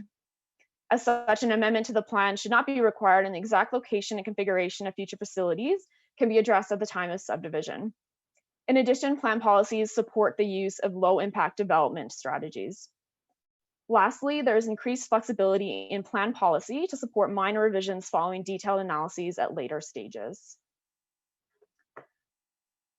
As mentioned earlier, the proposed changes to the site align with residential goals of the town plan, such as supporting a diversity of housing forms and options to meet a variety of residents' needs. And the internal road network establishes a grid pattern to support connectivity and access to the site and in the area. The extension of 13th Street also aligns closely with TMP goals to provide a connection between 13th Street and 17th Street, and supports objectives for enhanced connectivity, and also including a focus on active modes as well. It provides a second access to the site, to South Coaldale area, and to the quads. In summary, concerns were expressed through the feedback, through the engagement about infrastructure and road capacity. As noted by Mr. Coyle, studies completed by MPE indicate that capacity is available to support the development as proposed, including full build out of other neighborhoods in South Coaldale. The east-west connection and extension of 13th Street improves connectivity, provides alternative routes, and provides a second access to the quads and site, and aligns with goals of the town plan. Concerns are also expressed about proposed density, with preferences for only single-family homes on the site, and concerns about building heights of the apartment buildings. So a variety of housing forms are proposed that align with the town plan and provide options to better meet the needs of residents at all stages of life. So thinking about seniors, young professionals, families, individuals. The height of the apartment buildings were also revised to be lowered from 4 stories to 3 stories in response to feedback heard. Green space is also provided between single family and existing country residential homes to provide a buffer between the new development and the existing development. Lastly, there was a desire for those pathway connections. There was a lot of feedback noting how important and how well supported the existing network was, and desire to have more connections within the site and to connect through the area. So pathways are provided along the southern boundary, connecting to the existing network, and pathways also provided along the storm pond, which also connects to the existing network on the northeast side. Internal roads will also have sidewalks to further support internal connectivity.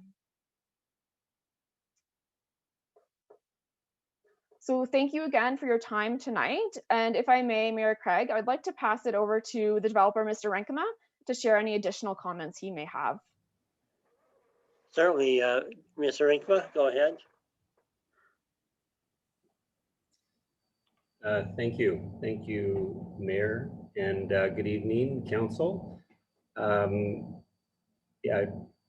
First of all, thank you for your time this evening. I really appreciate the extent of research and analysis that you, your administration, and consultants have conducted in the area of Coaldale to ensure it grows and develops in a viable manner. Your administration has been most helpful and professional throughout the planning, citizen engagement, and feasibility process that we've gone through to date. And we recognize and appreciate the staff resources of a project of this scale and the resources it takes. So although I believe we are mostly in agreement with what is being presented before you today, there are 2 concerns we'd like to address with you in our short time this evening. One pertains to the stormwater management, and the other to the partial extension of the 13th Street and its importance to the viability and marketability of our development. First of all, in regards to stormwater, we certainly recognize the need to capture the post-development runoff within our development site. This is something we anticipated since the beginning of the project design. And given the relatively small area of land we are seeking to develop, our concern about having to oversize the storm pond within our development to accommodate potential future growth of the area, even if this growth doesn't take place for more than 20 years. On a percentage basis, if we oversize the pond beyond our needs, this would chew up a pretty large portion of our developable land. While we don't question the need to address the stormwater needs of our development, we don't feel we can viably set aside enough land to accommodate the post-development needs of the surrounding landowners who may wish to develop in the future. So since the suggestion that we set aside additional land to oversize our stormwater pond for future growth and development was presented to us fairly late in the process, we propose the following: that council reserves judgment on how stormwater is handled until a later date. Obviously, our preference is to have the ASP amendment bylaw approved as presented. However, as a compromise, we'd be willing to work with your administration during the detailed design process to ensure the storm plan integrates with the long-term growth horizon of the area with an eye toward win-win partnerships. We want to be responsible in how we develop, but also at the same time, this project, it has to be economically viable as well for us. So our second concern would involve the suggestion that we not proceed with the partial extension of 13th as planned and as you've just seen. The suggestion was that we would pay a portion of the cost to rebuild 30th instead. As a developer, the partial extension of 13th is a key to providing good access to our development. So it's really, really critical to us. Good access is important for marketability, our appeal to the consumers, which is why we've stepped up to pay, the cost, 100% of the cost of that 13th access point. As I'm sure you can understand, we would prefer not to build a development that has only one way in and one way out, as planning prevails. So we recognize and agree that 30th Avenue will need to be addressed in the next 5 to 10 years. However, with respect, the degradation of this road pre-existed any of our plans. Our concern is essentially asking us to not proceed with the access point, which is the 13th. That is important to the access, like I said, desirability and marketability of this development. In lieu of helping, replace that 30th Street asset. So it's really important that we have that 13th Street access. We respectfully request that partial extension proceed as originally planned, as we've shown in the town's transportation master plan. So again, we will work with your administration on the specifications of this roadway, and we of course would construct it in a way that's sensitive to the area, but we would definitely be concerned if it was omitted. So I really want to thank you again for all your time and efforts, and hope you all have a good evening. Thank you again.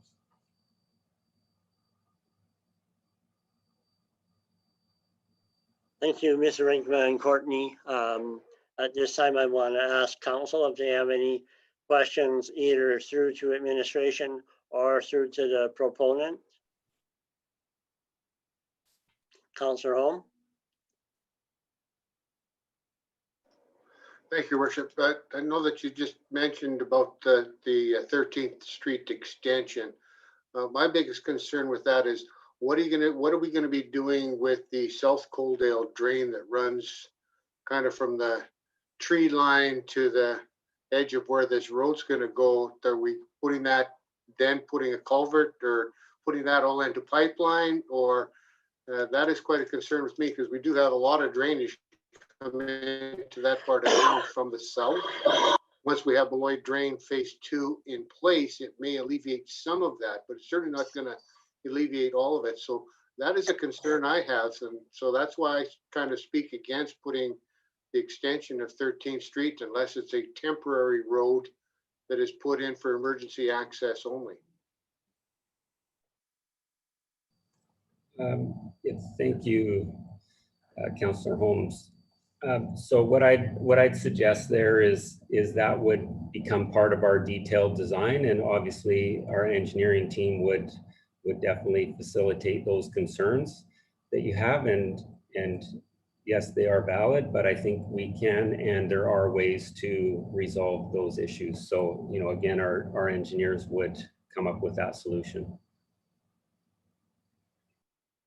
Thank you, Mr. Rinkma. Any other members of council? Councillor Lloyd?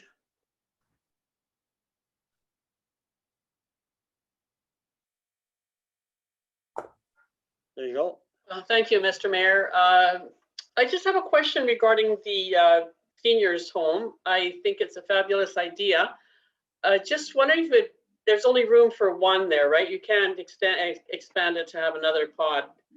It's just going to be 112 unit. Is that right? That's right. As you know, as far as our proposed plan, that's what we have slated at this point. So, you know, that could be part of the design process, but to, you know, maybe consider, you know, adding a few more units, that type of thing. But, you know, as of this point, this is what we're putting forward. So. Okay, because I like the idea, and I think we need more of that. Can you tell me if it's being government subsidized, or are people is it gonna be totally paid for by the residents? Our plan at this point would be to have subsidized.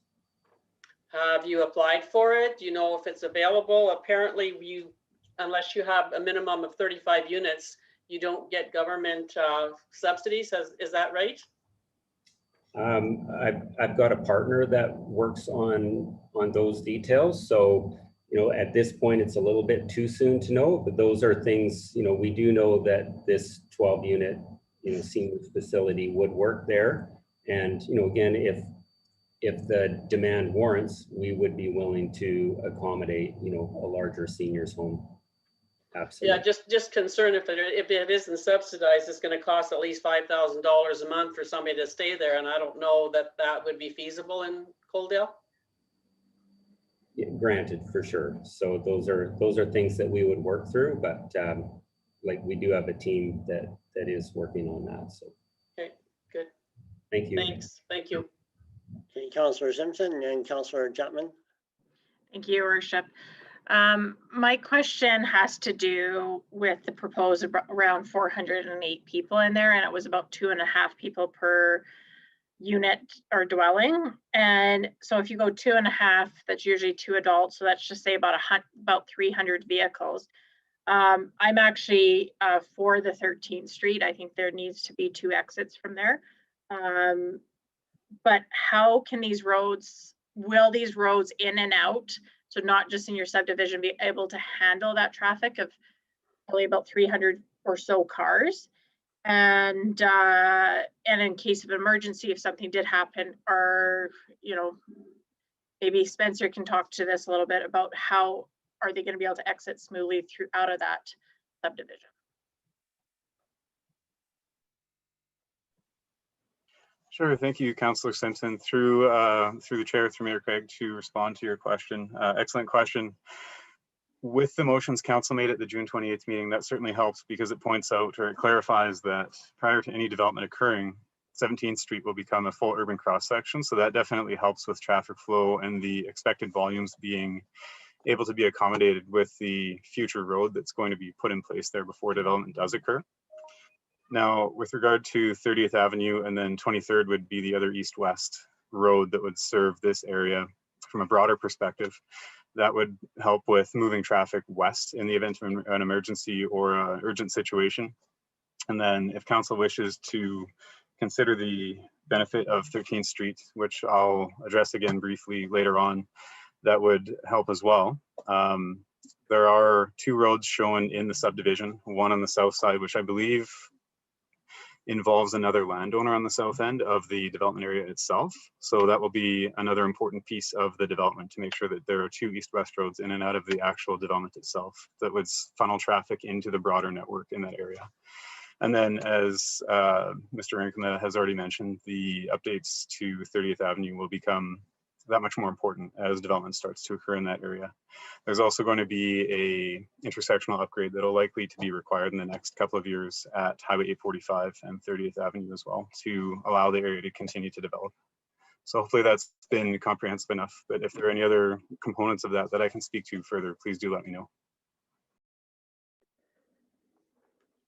Okay, thank you, Spencer. And so Councillor Chapman, and then I just want Mr. Schmidt to understand that I haven't forgotten them, and I'll introduce him to the conversation right after Councillor Chapman fields his question. Go ahead, Councillor Chapman. Yeah, thank you, Your Worship. I hope my bandwidth is allowing me to speak clear here. I'm very, very happy to see that we're really working hard on our transportation plan for the South Coaldale. That'll help address some of the issues that are going on there. I appreciate the addressing of seniors housing and some of the townhouses that are being addressed. And my concerns are with 3 things. Number 1 is stormwater. Number 2 is capacity issues with sanitary and water, and obviously thirdly is with density. Those are the 3 major things that need to be addressed, and I believe that the storm pond issue it will not meet what we're looking for in terms of the overall area structure plan.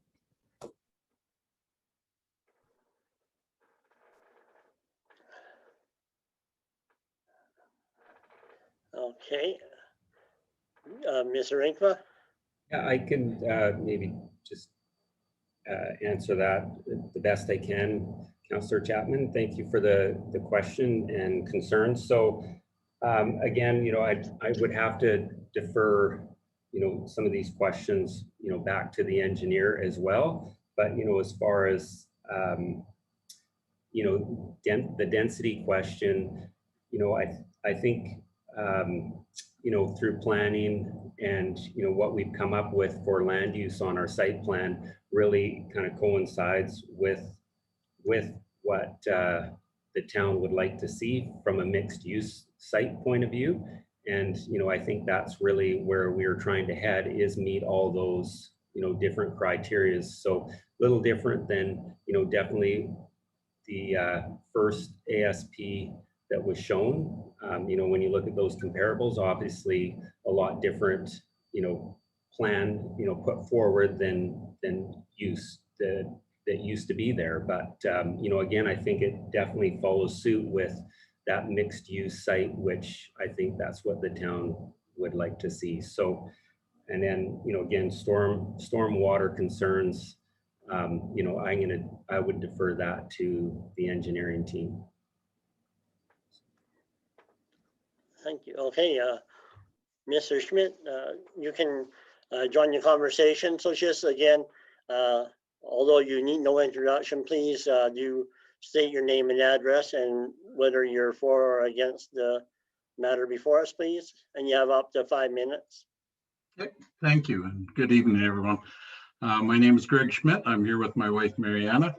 We live at 1702 30th Avenue, Coaldale. We've resided here for 18 years. We want to thank you for this opportunity to present today on the South Coaldale Area Structure Plan proposed amendments. We do not support the changes as presented, but are not opposed to development. As many of you know, our house is right on the corner of 17th Street, or as we call it, the Coaldale Raceway, and 30th Avenue. So we're very sensitive to traffic on both of these important roads. These are not just local traffic, but traffic from Cottonwood all over town when traveling to the quads for activities in the spring, summer, and fall. We have a unique perspective on what we're discussing today in regards to development and traffic. Going through the documents generated, I have a new appreciation for council and administration who prepared them. While this is part of your role as residents, it was quite an intensive process and a lot of documents to go through and took a lot of time. So I apologize if in my presentation I may have missed some information that addresses some of the questions or concerns. I do appreciate the transportation motion regarding the developments of 17th Street upgrades before development occurs. I've also received comments and questions from neighbors that I hope I can articulate on their behalf because they're similar to my own, that if they're not presenting here today. Please stop and ask me a question or comment at any time, and hopefully I can answer it for you. We were involved in all 3 sessions of the ISL consultations with area residents and the subsequent recommendations that came out of those consultations that you've reviewed and was talked about here today by Courtney.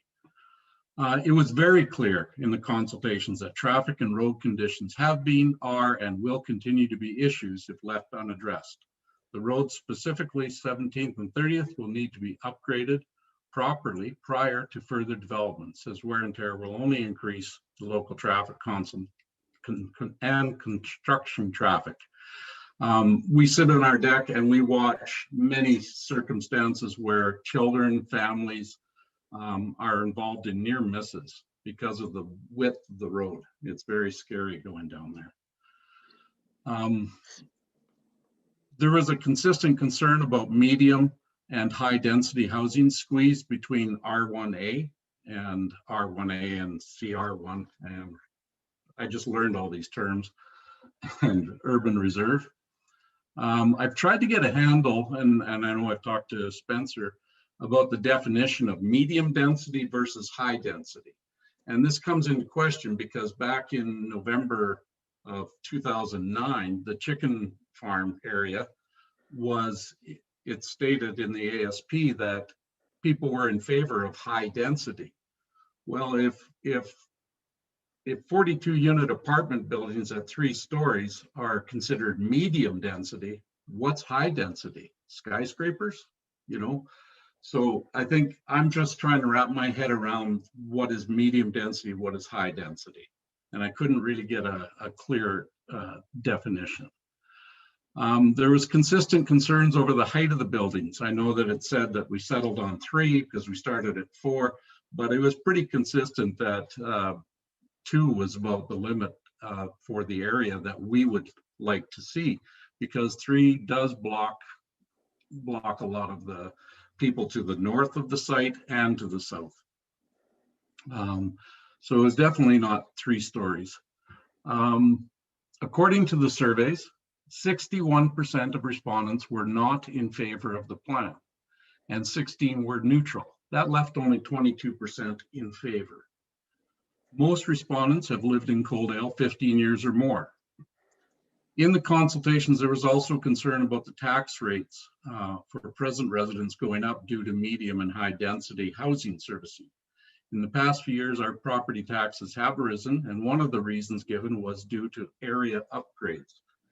Other than developments, we haven't really seen any upgrades other than increased traffic and lines on 30th Avenue.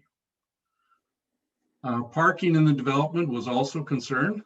You've probably all been to Parkside and you know how difficult it is to find parking in that development. And we really are concerned that we don't want that to happen here. And I know that Gary had addressed that in our consultations. The process seemed to be, you know, it was a good process. There was lots of discussion. The last session, a lot of the residents didn't get the letter in time to be part of the consultation, the online consultation, and I think that's why you only saw 7 people at the last one, and that's feedback that I've gotten from our neighbors. We are happy to see a seniors complex in the plan, but unless something's changed, Gary, I remember I talked to you about that, and you said that you were not going to be responsible for the development of that, you would hope that somebody else would be. And so the concern there is if nobody else is, then it may not happen. And maybe you can answer that too. I just remember that question coming up. And I guess that's where it seems to be that we're a little sensitive out here, because we can put a lot of things into a plan, but it may never materialize. Similar to the community building and swimming pool that was part of the seasons plan when that application was done, or the seasons would not have access to 30th Avenue, but now they have access to 30th Avenue. So things can change in the future. So I do hope that the seniors complex does go through, because it is needed for sure. As we move forward with developments in the area, upgrading the roads, there are questions that may need to be answered. And I think we've been talking about the storm drainage. And I know that you had said that, Spencer, I think you had said that the phase 2 around on 32nd Avenue was going to be built in the next year or two. But in the meantime, we still need to address this runoff. And I don't think that's going to fix the runoff in our area. So definitely, I think that needs to be resolved before the ASP is approved. Well, and when we say 17th Street and 30th need to be upgraded, does that mean that they're going to be burying the cables and we lose all the telephone poles in the area as well? Because that was something that was talked about a long time ago. As I mentioned, the community meeting that was held November 12th, 2009 indicated that landowners were okay with high density development. Given the feedback that we've been giving, I don't know anybody that is in favor of high density development, especially when we don't have a clear definition of what high density is versus medium density. I tried to get information on that, but that's in the archive somewhere. Greg, I gave you a bit of overtime. Do you have a couple more points? Just a couple more, yeah. Wrap it up. There was a plan a few years ago about developing 30th Avenue, and there was a very good plan burying the canal into a pipe under the road. I would like to see that revisited, because I think that was a very good plan, and also the plan for 17th Street that was brought out in the TMP. In closing, I just want to thank you for allowing me to speak, and if there's any questions or anything, just let me know. Okay, thank you. Since you indicated you were speaking on behalf of other people, I gave you a little latitude on the time, so that's what we did there. So I'll maybe Mr. Rinkma or Courtney might have. Do you want to respond to anything that Mr. Schmidt brought up in his presentation? Through the chair, Mr. Smith, thank you for your feedback. I might be able to help shed some light on the low density, medium density, high density. So for this site in particular, we're proposing low density, which is the single family homes, and medium density, which would be the 3 apartment buildings on the north side, anticipated to maximum 3 stories with approximately 42 units in each one, and then the row housing unit. So those 2 types of housing is what we're considering medium density for the site. I appreciate those comments, though it is confusing when folks use the language and it's a different term every time you hear it. So for the purposes of this proposal, it is low density and medium density that is being proposed on site. So again, the medium density is the 3-story apartment buildings and row housing, and the low density is the single family home. So I just wanted to clarify that for you. Is that the industry definition of what defines high density then, I guess, if we're on that topic? Through the chair, it really depends municipality to municipality. In larger urban centers, medium density could range from 4 stories to 8 stories, and high density is higher than that. So it really is within the context of the municipality itself. So if you were going to propose a high density development in Coaldale being less than 10,000, what would constitute high density? Through the chair, I'd have to double check your zoning bylaw, and then it kind of fits within that context. So depending on what's a discretionary use or permitted use for apartment, usually it's apartment style buildings that the height of those increase or the number of units increase the density, but I'd have to double check the other residential districts to confirm specifically what would be or what could be considered high density in Coaldale. Thank you. Ms. Rinkma, or? Yeah, thank you, Mayor. So, yeah, thanks for all the questions there, Mr. Schmidt. Obviously, yeah, I know we've talked a few times before in some of the sessions. So, for sure, I mean, obviously, I could speak to our development more than I can speak to the intersection at like 17th and 30th and some of those other issues more pertaining to the ASP for that particular area. But you know, as far as our land use and you know, our layout, I do really feel as the town expands and grows, you know, I think we've taken a lot of consideration into the fact of school proximity, you know, green space, and really trying to be respectful of, you know, the residential homes along 30th, including, you know, yourself. And, you know, obviously it's hard to accommodate every situation, and you know, and at the same time still try to meet you know, a mixed use usage for that particular site. So you know, I feel that there's also, you know, across the way that we made reference to another apartment that is, you know, within fair proximity of our site, and you know how it's melded into the community quite well, and I feel that ours would do the same. You know, just given a little bit of time and some mature landscaping and trees, and you know, as well as with parking. And I think you touched on that. You know, we talked extensively on parking. You know, and having enough for that.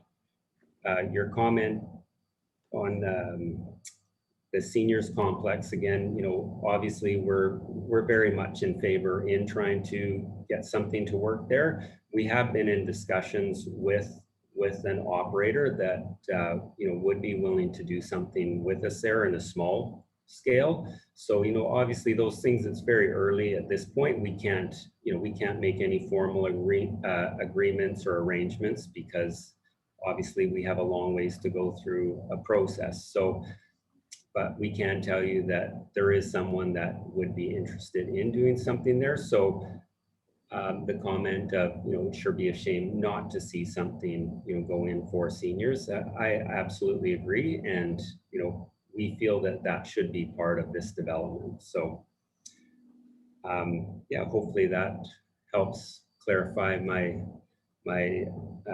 just of where we're at as far as land use. And you know, I really do think it would enhance the community, even though there is some density there. But you know, I'm confident that you know, we can do a beautiful development that enhances the area and Coaldale for sure. Thank you. Councillor Lloyd. Thank you, Your Worship. This may be a question for Spencer, but this development has 23 acres and it's going to have 10% of the population of the whole area structure plan with 408 people. So what percentage, if there's 10% for the density, what's the percentage for the acres? Is it comparable? Through the chair to Councillor Lloyd, I might need a little bit of clarity on what you mean by the percentage for the acres. Do you mean what the net or gross density might be for the development? Well, I understand that the total development of the whole structural plan, there 10% of the population is going to be in this 23 acres. Is that right? So for the whole 75 acres of development that's supposed to occur? So it's 75 acres. So that would be about a third. Okay. Oh, no, sorry. That 75 acres is what this area structure plan's footprint is. But I think if I can interpret what you're asking, are you referring to the 2,730 people that can be serviced by the existing sanitary capacity? Yes, right. Okay, so that's for the broader area that includes the quarter section south of Cottonwood, this 30th Avenue area, and a portion of the quarter section west of the quarter section south of Cottonwood. So in talking about percentages that this represents, it presupposes the idea that all of the other areas would develop at the same rate or with the same density, or all of that would develop before a future upgrade. So just to be a little bit more consistent with how I'm explaining that, the areas south of Cottonwood and Land O'Lakes effectively would be unlikely to develop at the same rate that existing neighborhoods like the 30th Avenue area would. So it's not necessarily comparing apples to apples when we talk about the percentage that this 23 acres is taking up as compared to the rest of the development area. It's very difficult to predict how development is going to occur in all of those areas over time. That's one consideration, or one point that may be worth consideration in the broader discussion. Okay. We have Councillor Chapman and Councillor Simpson. Yeah, thank you, Your Worship, and maybe through to Spencer or Courtney. Can you give me a bit of a picture as to how you would compare low density in terms of lot sizes, whether they're 30 or 40 foot lots, and would they be comparable to Parkside or the Seasons, or what are we looking at there? I know that's been an issue in the past. I can field that one through the chair to Councillor Chapman. In terms of low density R1A, I believe the minimum lot width is 50 feet, which would be more comparable to Westgate or something of that nature. A lot of Parkside is R1B and R1C. And although there's a portion of Parkside that where some of the design decisions that were made at that time are questioned or questionable from some perspectives, that does, one thing to keep in mind is that every neighborhood serves a area of the community when it comes to who can afford what and where and why and how we choose to purchase and live in homes. So it's not to say that that neighborhood is an example of what we absolutely don't want to do, but it's more about design. And that's just speaking plainly from a planning perspective. Density and design are relevant, and density and some of the issues that poorly designed density can create can equally be solved by density when it's designed well. So I know it's a bit of a trigger word for some discussions. And so it's just something to keep in mind that well-designed density is going to function in a way that's not as problematic as some areas that may not be as well designed. Councillor Simpson. Thank you, Your Worship. So two things that have been brought up already is Parkside. So what is the roads that in this development compared to the Parkside roads? And then the second that has been brought up is the parking. So how are we addressing the parking? Is there parking lots per unit? Is there going to be driveways in the houses? So if I could answer those two questions.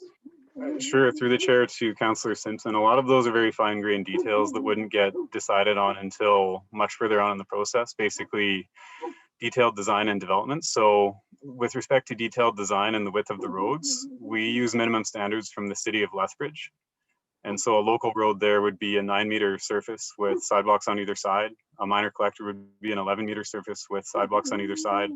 And then you can swap in and out different amenities like street trees, and you'd have to have lighting included in there as well. And some parts of road width can depend on drainage solutions, things like that. So with respect to even stormwater components, for instance, a lot of this we can't answer with detailed levels of response until we get to detailed design. This is very preliminary. Area structure plans are meant to be a guiding document more than a document that contains all of the detailed design that a detailed design would include. So it's to answer your question, as uncomfortable as it is sometimes, planning exists in a world of shades of gray. And so we can't give you an exact answer until detailed design is completed. And that's unfortunately all that I can mention at that point. Even for the proponents to weigh in and suggest that there's going to be a certain road put in place, we can't say that with confidence yet, because we have to be context specific. So some things may have to be adjusted in those detailed designs.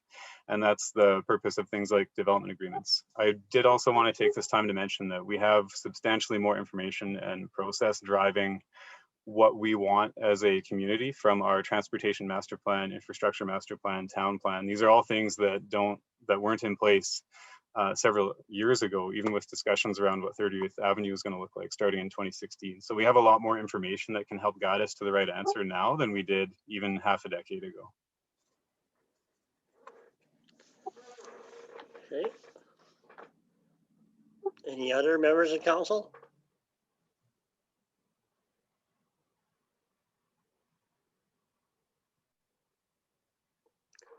All right, Mr. Schmidt, do you have one little last bit before I proceed to moving to the end of the public hearing? Yeah, okay. And the proponents, Mr. Rinkma or Courtney?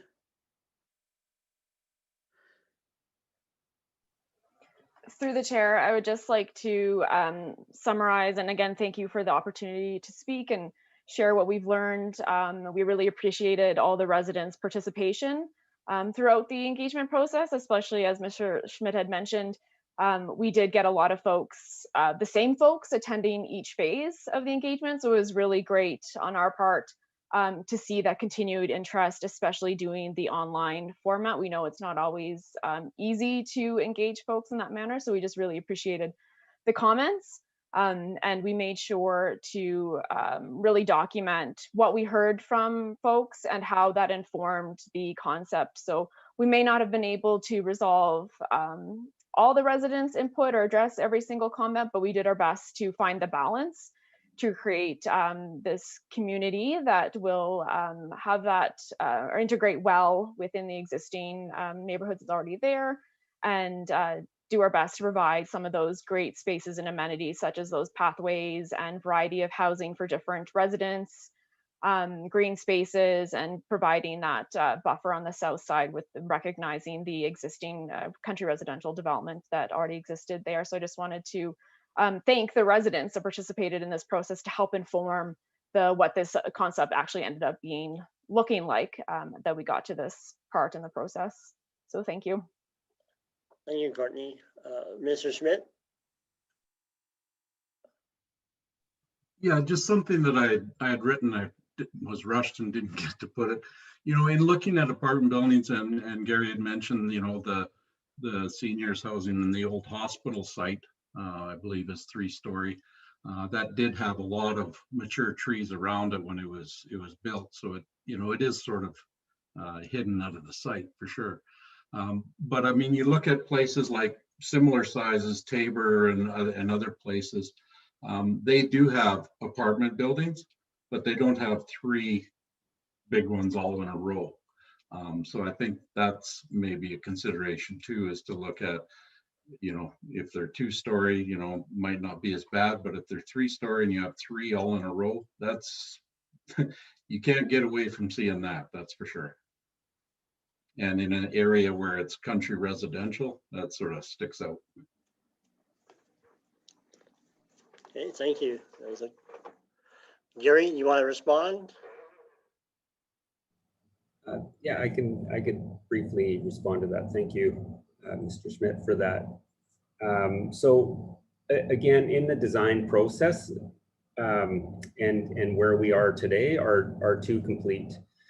You know, like we definitely have to have, you know, approval for moving ahead if we wanted to have that kind of density on those 3 lots for sure. And I get that, and I definitely hear your concern for building massing and that type of thing going. And the way you put it is absolutely, true. But on the other hand, we still have to go through a design process, get approval from the town as far as, how that building, sits on the lot. We have setbacks that we have to abide by. We do need 1.5 stalls per unit. So if we would have, roughly 60 stalls, for each site. So there's ways we can incorporate those buildings to, take into account proper greens space and, and to get them to fit into the landscape other than just, 3 big block buildings. And that, from my point of view and, development point of view, I'm not interested in just creating some big buildings that are just going to sit there and not enhance the area. We're going to work hard to, give opportunities to, have different housing types in that area in a responsible way. So that's definitely, where I'm coming from. Thank you. Okay, council, is there any, this is your last kick at the cat. Indicate if you have any more questions or concerns or require any more information. So indicate by moving your hand or something if you want anything more. Councilor Chapman. Thank you, Worship. I think my other only concern is the stormwater and the pond that is going to be established. I think Mr. Rankema addressed that, and I will still have concerns over that with regards to the overall area structure plan.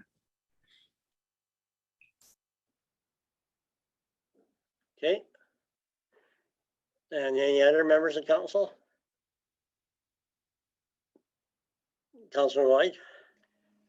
So with this stormwater pond, is that going to be a maker or breaker of the deal if we insist on it being the original large pond and it won't be feasible for you to go ahead with your project if that's the case? Is that what I'm understanding?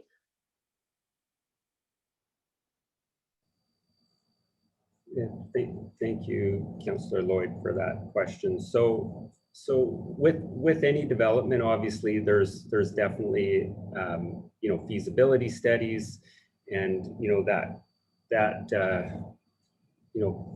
comes into question with the pond. So all along, our design process with the size of pond that we chose in our proposed.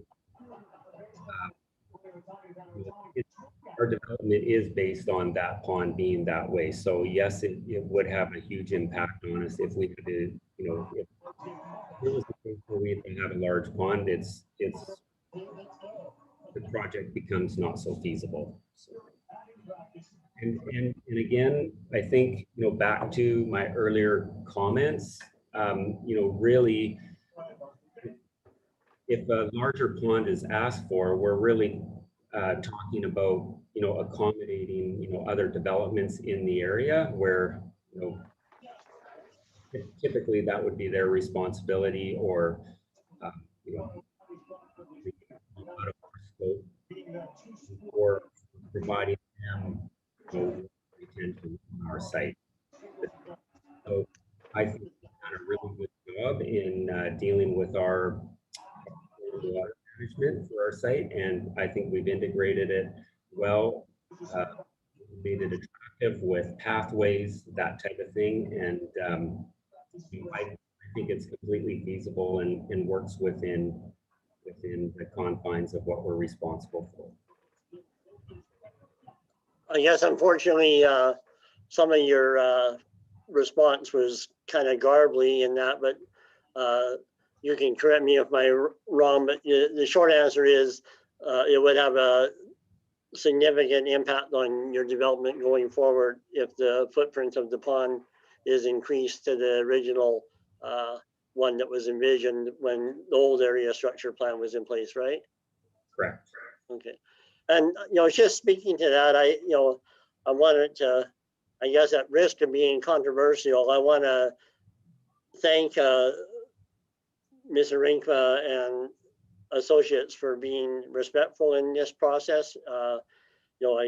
And not to say, the other, the previous precedent area structure plan was constructed, and the people that were the proponents of that, I think graciously utilized the east half of the South Coaldale, the part that you're interested in, as the big storm pond footprint, and left the west half of the area structure plan not really accommodating any, so they were looking at putting all the water more to the west, and then having, more interest in what they were going to do on the east side when that was done.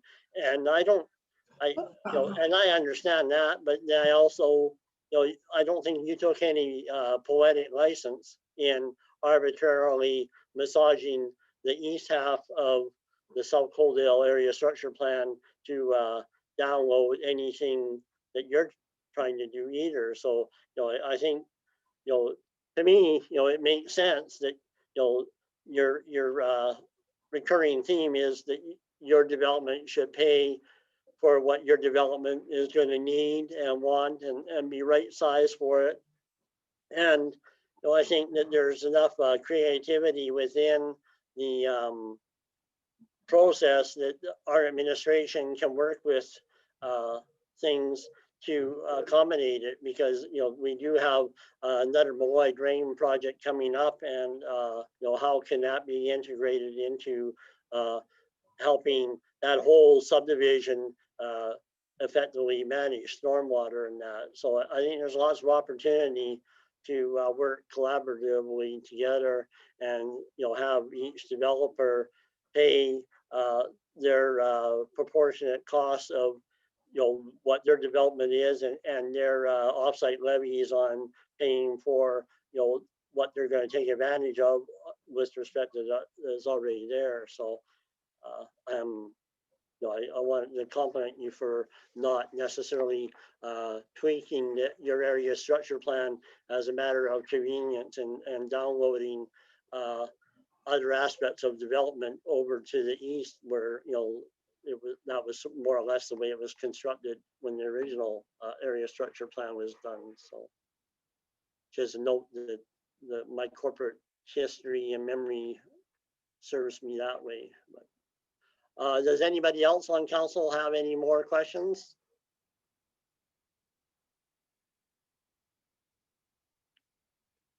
Okay.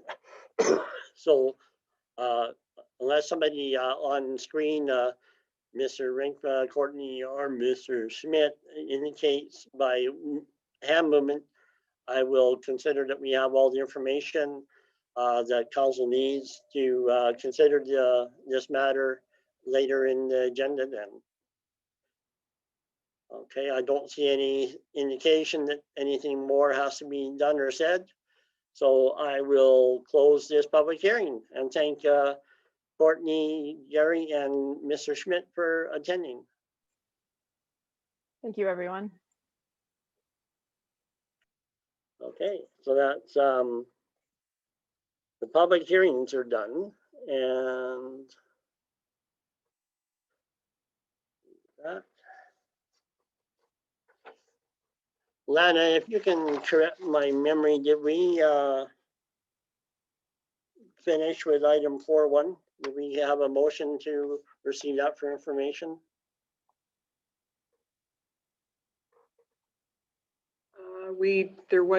I don't have a motion actually. No, I do not.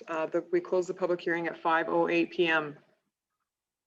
Okay, so then I will go back to 4.1. Did not Councilor.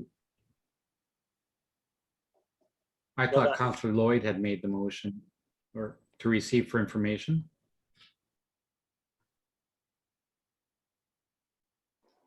I believe you're correct. I believe 4.1 was completed. Okay. Thank you. All right, so the memory is that that was done and that was carried unanimously then? Okay, just want to make sure. All right, so then we have gone through all the public hearings. And so now we have item 7.1, the South Coaldale revised area structure plan.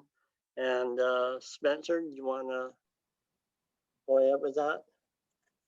Thank you, Mr. Chair. I'll keep my secondary comments brief. I did want to point out that there was a lot of discussion about the details of storm and what the roads are going to look like and parking and those types of things, and rightfully so. Those are all potential issues as we move further down the road with considering this development.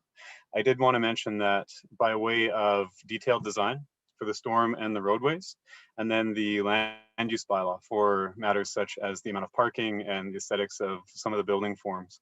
Those types of questions and concerns will continue to get addressed, not only by way of those processes, but by way of the fact that some of those processes do involve their own public process. So for instance, a lot of the development on the medium, or what's being termed the medium density side of things, that will be addressed by way of the fact that anything beyond, I believe it's 4 attached townhome units, is considered discretionary in the R2 zoning here.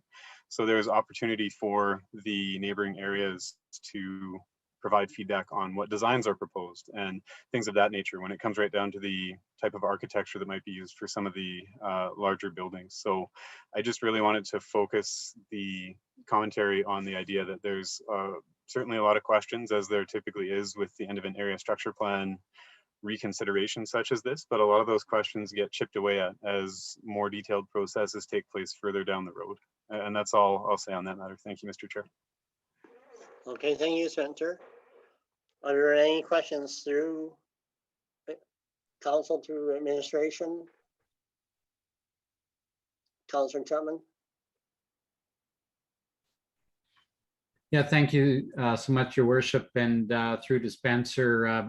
Just speaking to the overall area structure plan.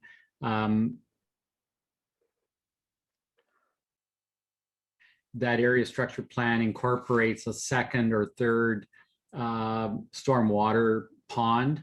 And so what the definition from 2010 shows is that that large pond area would have incorporated the whole area structure plan area from 20th Street all the way to 13th Street. This new area structure plan does not have a second or third pond in it. And so, and to that the pond that's being shown there has been downsized to probably a third of what was originally proposed in 2010. And Mr. Rankema made a fair comment, and that would be that his development would not be responsible for other developments and their stormwater issues or needs.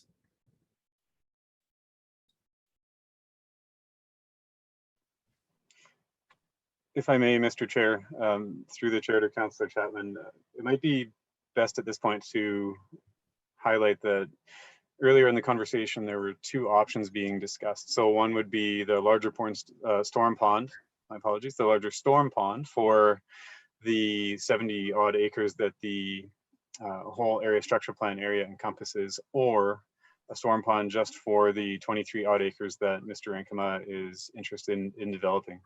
And just dovetailing off the back of the mayor's commentary at the end of the public hearing, it might be worthwhile mentioning and recognizing there's a third option where administration and the town's engineers could work with the proponents' engineers to look at how storm could be developed in a way that allows for complementary components from offsite areas to feed into that storm pond that's going to be, or could potentially be built for just the 23 acres worth of runoff, so as not to allow for a bit of an island effect where each area that might be developed has its own pond, and its own pond is fully contained within its own area and they don't flow into each other. So there is a third option where there's more of a progressive approach that can be taken, as far as I understand.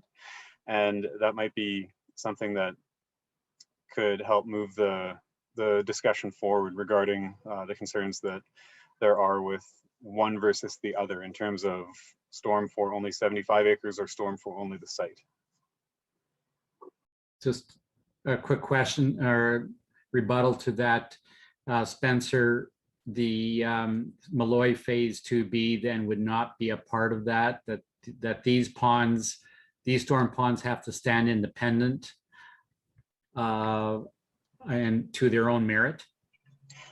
Yes, through the chair to Councillor Chapman. As far as I understand the funding from the Malloy projects, they cannot be used for post-development flows. So although the Malloy Phase 2B will have a net positive impact on the 30th Avenue area, the 30th Avenue area and development that occurs there can't make use of the volumes that the Phase 2B project would create.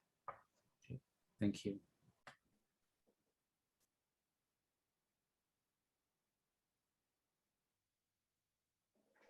Go ahead, Councillor Lloyd.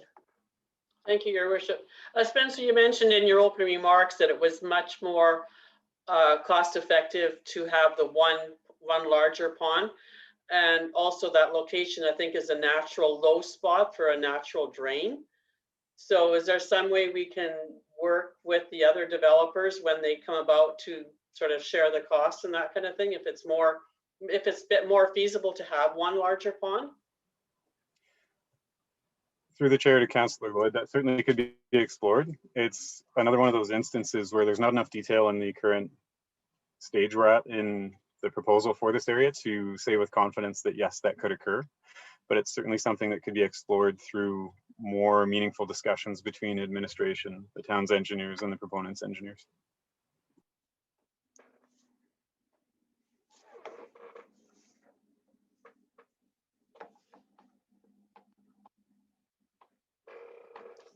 Okay, anybody else?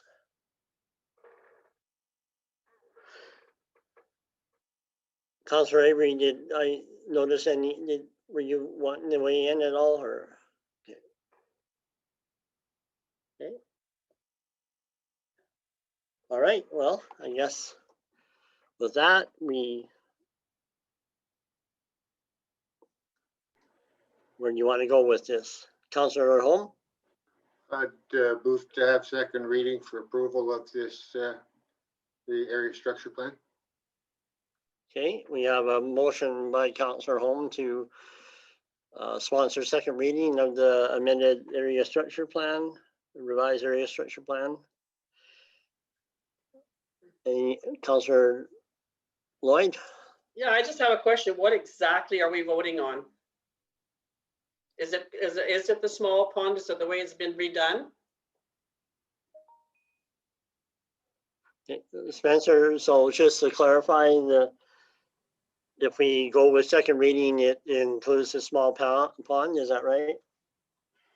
Through the chair to Councillor Lloyd, that conceptually would be the case, but in the ASP itself, and I believe Courtney Lawrence highlighted the fact that there is room for discussion around detailed design on the infrastructure matters within the area structure plan as it's proposed to be amended. If there's a desire for a specific approach to the stormwater discussions, that's something that council may want to add a minor amendment to in terms of what the current ASP is, how the bylaw reads, and what specific direction they'd like to give on the stormwater component. Okay. Councillor Avery? Thank you, Worship. And as Spencer mentioned, it's irrelevant, but we also do have to consider the South Coaldale water is going to be moved in a different direction down 32nd Avenue. And why should this developer be paying for the drainage for the other 45 acres in that area?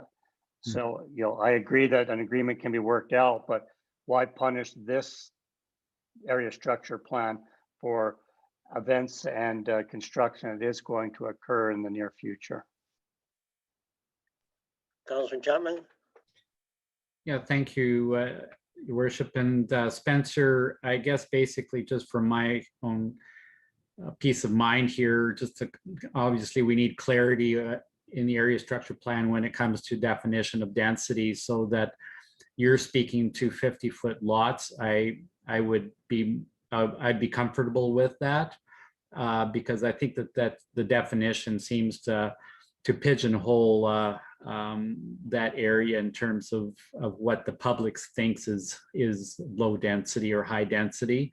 And further to that, that there might be some peace of mind in terms of street widths or street sizes, so that the Parkside example doesn't come to haunt us again. Councillor Lloyd? Thank you again, Your Worship. I have trouble voting on this today. In the past, we've kind of needed some time after we've had the public input. I think we really need to have more time to think about this before we go ahead with second and third readings. Councillor Holm? Thank you, Your Worship. I totally agree with Councillor Avery on this. Sorry, on the stormwater pond. We wouldn't have asked Blair Frake to build a stormwater pond big enough to cover all of the area south of Coaldale. Even though we know that we've now annexed that land and that land is going to be developed at some time, we wouldn't have asked Blair to put in a quarter section size storage pond. Why would we ask this developer to build a storage pond big enough to cover the entire 75 acres? As it gets developed, we're going to have a number of small stormwater ponds throughout that area. That just makes sense. You can make a little park in each one of the development areas. It doesn't have to be one large pond. So I totally agree that I think we're getting into the details that we don't need to get into, even with the density part, with the road widths. Those are details that will come out and it'll go before council again in the future prior to construction being done. So I think we're getting too deep into the weeds here. This is an area structure plan. This is not a detailed design plan. So I have a motion on the table. Yep. Okay, and any other discussion or questions? I'll call the question then. We have Councillor Holmes' motion for second reading. I'll ask the question. All in favor? Okay, so we have myself, Councillor Simpson, Councillor Holmes, Councillor Pauls, and Councillor Avery in favor and opposed. Councillor Lloyd and Councillor Chapman. Okay. Councillor Holmes? I'd move third reading of the South Coaldale revised area structure plan as amended. Okay, and we have that motion. And is there any discussion to that motion?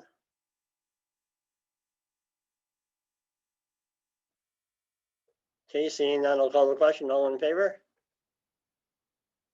Okay, and that's myself, Councillor Simpson, Councillor Holmes, Councillor Pauls, and Councillor Avery, and opposed. Councillor Lloyd and Councillor Chapman. Okay, that's carried. And then we have 7.2 land use rezoning bylaw, second and third reading, Cam Mills. So Cameron, you want to add anything further? Well, thank you, Mr. Mayor. If it's deemed appropriate, I do have a bit of a response or some notes made with respect to a number of the things brought up in the letter from the Kovaxes. So I could certainly address, those concerns from an administrative standpoint. But I'll leave that up to you to decide. Hey, Councillor Holmes. Thank you, Your Worship.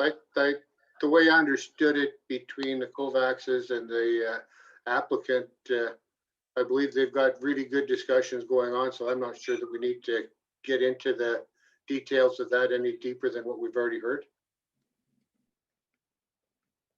Okay. And so unless maybe if any member of council has any clarifying questions or anything, then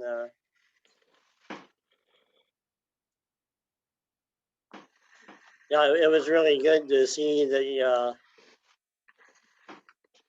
workability between the developer and landowner and that. So it seemed to be a very healthy dialogue going on between them. So Yeah, I agree, 100%. Councillor Holmes? I'd move second reading of land use rezoning bylaw 819P06-21. Okay, any discussion? Call the question, all in favor? And that's unanimous then, all 7 in favor. Councillor Simpson? I'll move for third reading, please. Okay, any discussion? Call the question, all in favor?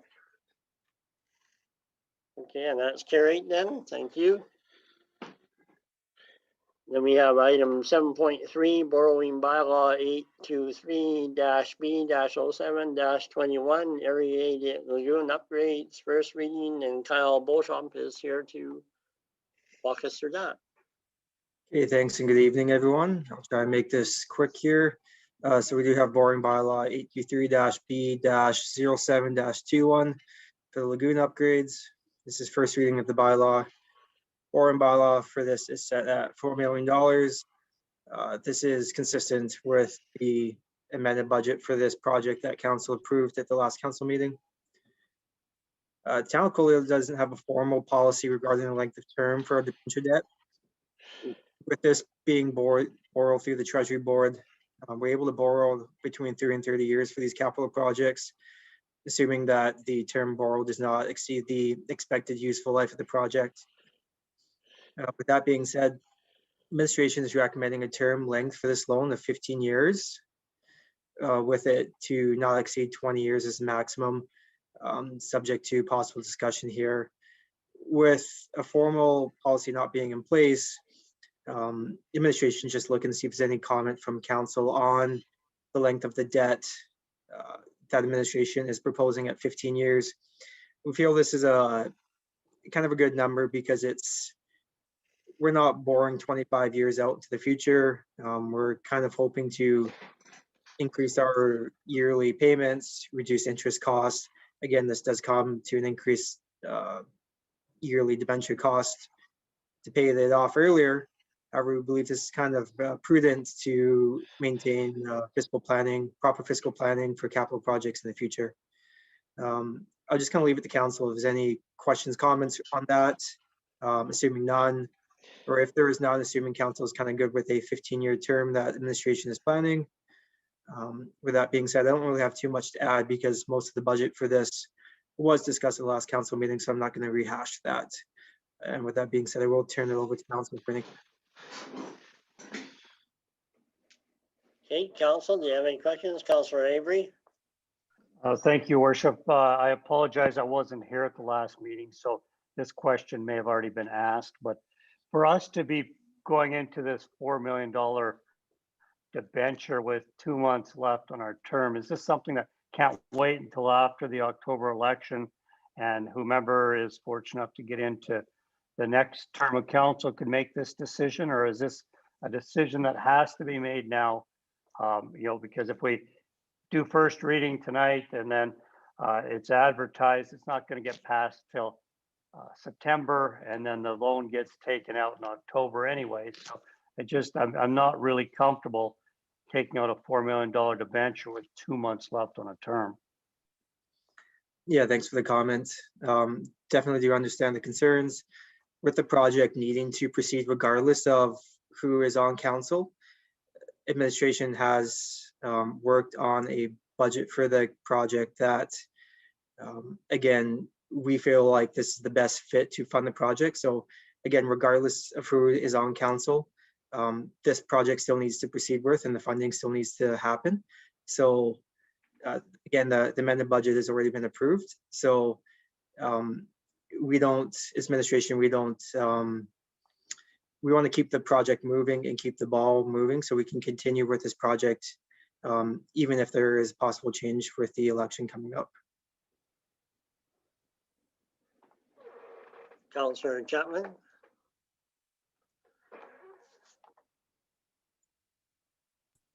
Yeah, thank you, Worship. I see that we're way below our debenture debt limit, so that's good news. My only other question is the utility operator. Do you build that into the equation there, Kyle?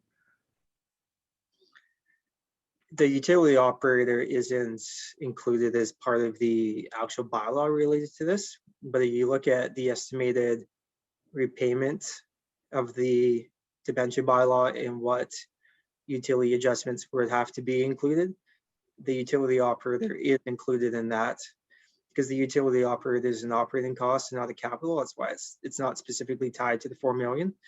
But we do know that is an operating cost that will be required when this project is up and running, an additional cost per year. So that cost will have to be funded to increase in utility rates. So we wanted to be upfront and say, this is what is expected to be worth the additional operating cost. So we're fully clear and transparent up front, rather than just showing council the cost for the capital and then coming back a year and a half later when this project is up and running and say we need more money for this. We're just including it up in front now. Thanks, Kyle. Okay, any other discussion?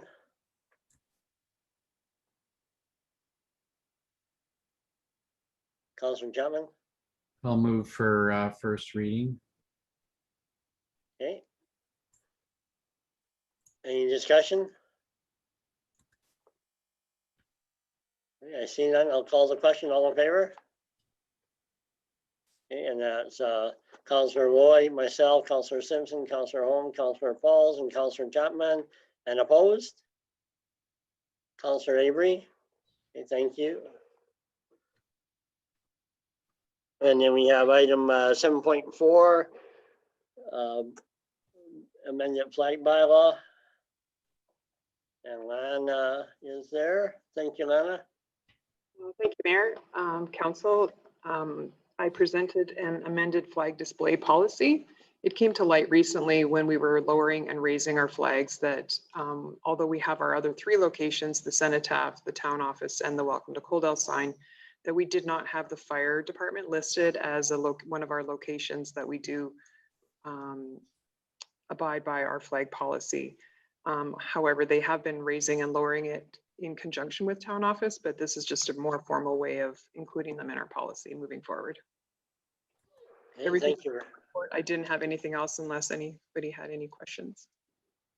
Any questions, Susie? Lana?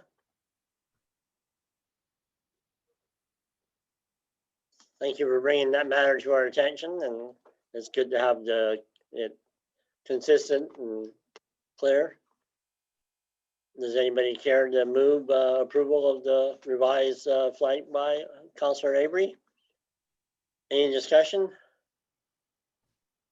I see none. I'll call the question. All in favor? Okay, and that's unanimous. So thank you very much. Thanks, Lana. Thank you. And then we have item 8.1.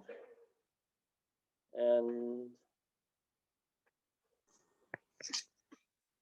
there we are. Cindy is here to present on that matter. Welcome, Cindy. Thank you. Okay, this report is to present council with plans for the Celebrate main event and to obtain approval to proceed with the event in its entirety. The idea of having the Main Street celebration on August 7th, including several options for the activities, was first brought to council at the June 14th regular council meeting. Council provided direction and suggestions for the event and asked that a detailed plan be prepared and brought back to council for final approval. The Settler Days Committee and Town of Coaldale administration representatives of the Main Street Rejuvenation Team have met on 3 occasions since the June 14th council meeting and have collaborated on the following plan based on council's suggestions and direction. The event will take place on Main Street, which will be open to pedestrian traffic only from approximately 7:30 a.m. to 5 p.m. between 19th Street, and there's now a correction, it would be 14th Street. Some of the businesses down on the east end have shown interest in joining the celebration. A stage will be set up in the intersection of 18th Street, and the family lounge will be located on 18th Street North.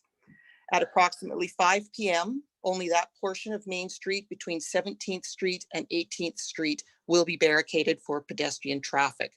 The main reason for this is we're working with McLennan's at this point, and they are in agreement to provide food for the lounge throughout the evening. So we just thought it would be safer to close that street down to vehicular traffic.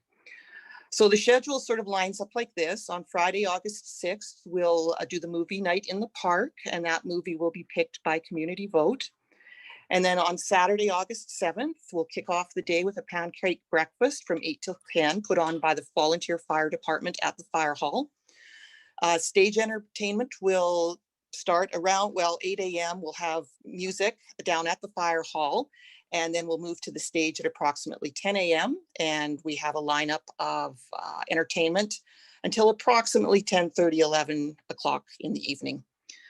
With participation from many of the downtown businesses, we perceive the following services will be present: hydration stations, perhaps lemonade stands, helium balloons, food services, balloon twisters, sparkle tattoos, reptile petting zoo, local art exhibit, crafts, various games, car show and shine, large equipment show and shine, a heritage walk, fire department show and shine, ladder truck spray station in lieu of the slip and slide, tours of the new fire hall, roving princesses, activities at the library, including a book sale, summer market in the curling rink, wagon rides throughout Millennium Park, public swim, and fireworks at the quads. Of course, with fire bans and all of that, that'll be dependent on that and how dry it is.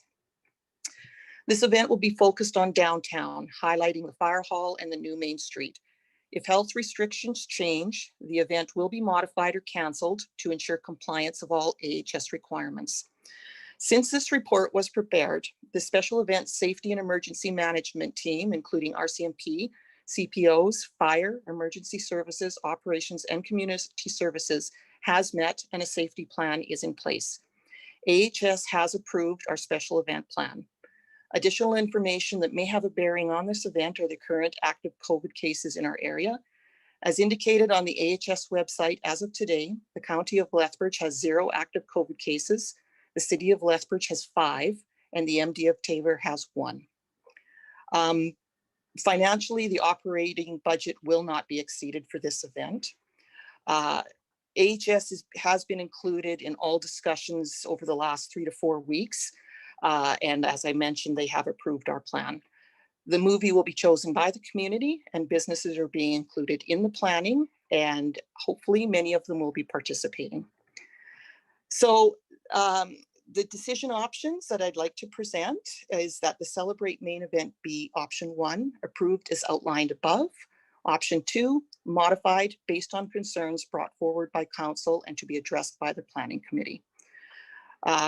So council's direction and suggestions from the June 14th regular council meeting helped form the proposed event. Other communities in the event or in the area have held similar events with success, and based on local health restrictions as of today, the planning committee is prepared to execute on the plan as outlined above. Thank So you very much. Is there any questions for you, Cindy?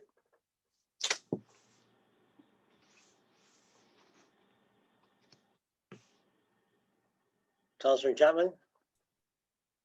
2 quick points, Cindy. Thank you so much for putting this all together and all your hard work of your committee and team on this plan moving forward. Would you be able to advise the Coaldale Handy Ride of this event and whether they can be a part of it? I'm just pleased to announce that they have a new wrap on their back of their bus, which features all of Main Street. And thank you to Leah Cathro and their team at CAM as well for helping out with that. And my other question to you is with regards to the car show and shine. I did see a poster being circulated in the community, and is that poster part of the event, even though the date says August 7th? Is that a part of your group? Yes, yes, it is. So at 2 committee meetings ago, we had a good discussion on that, and we thought that would potentially draw people downtown as well if we did do that. So it is in conjunction with the Main Street celebration. Yeah. Okay. All right. Thank you.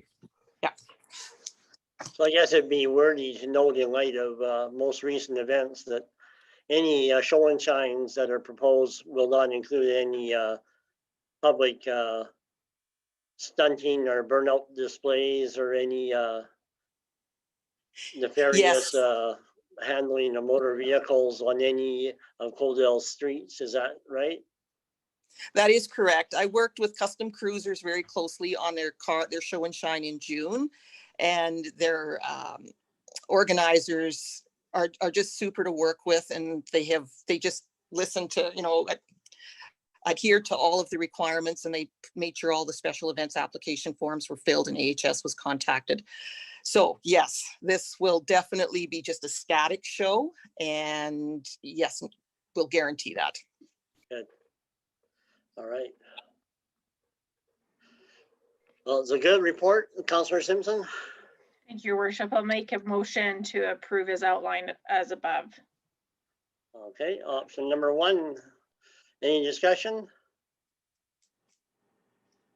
Okay, I see none. I'll call the question. All in favor? Okay, thank you very much. That's approved unanimously, and please convey our thanks and gratitude to your committee members. Great, thank you, Council. And then we have 8.2 mural design.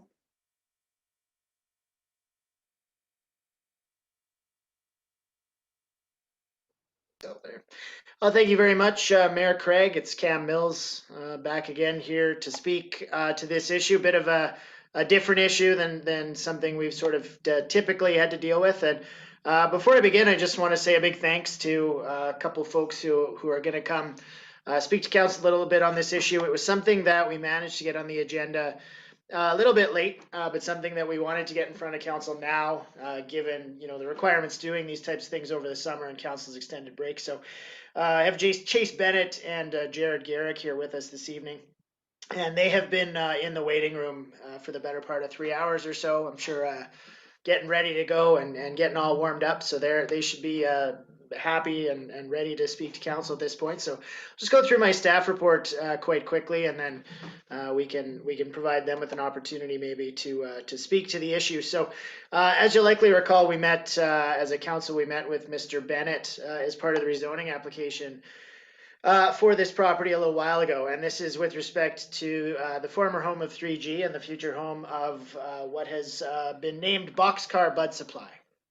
And they are proposing, in this case, to install a mural on the exterior portion of their building, principally in the north and western portion, facing into the secondary road or the alley.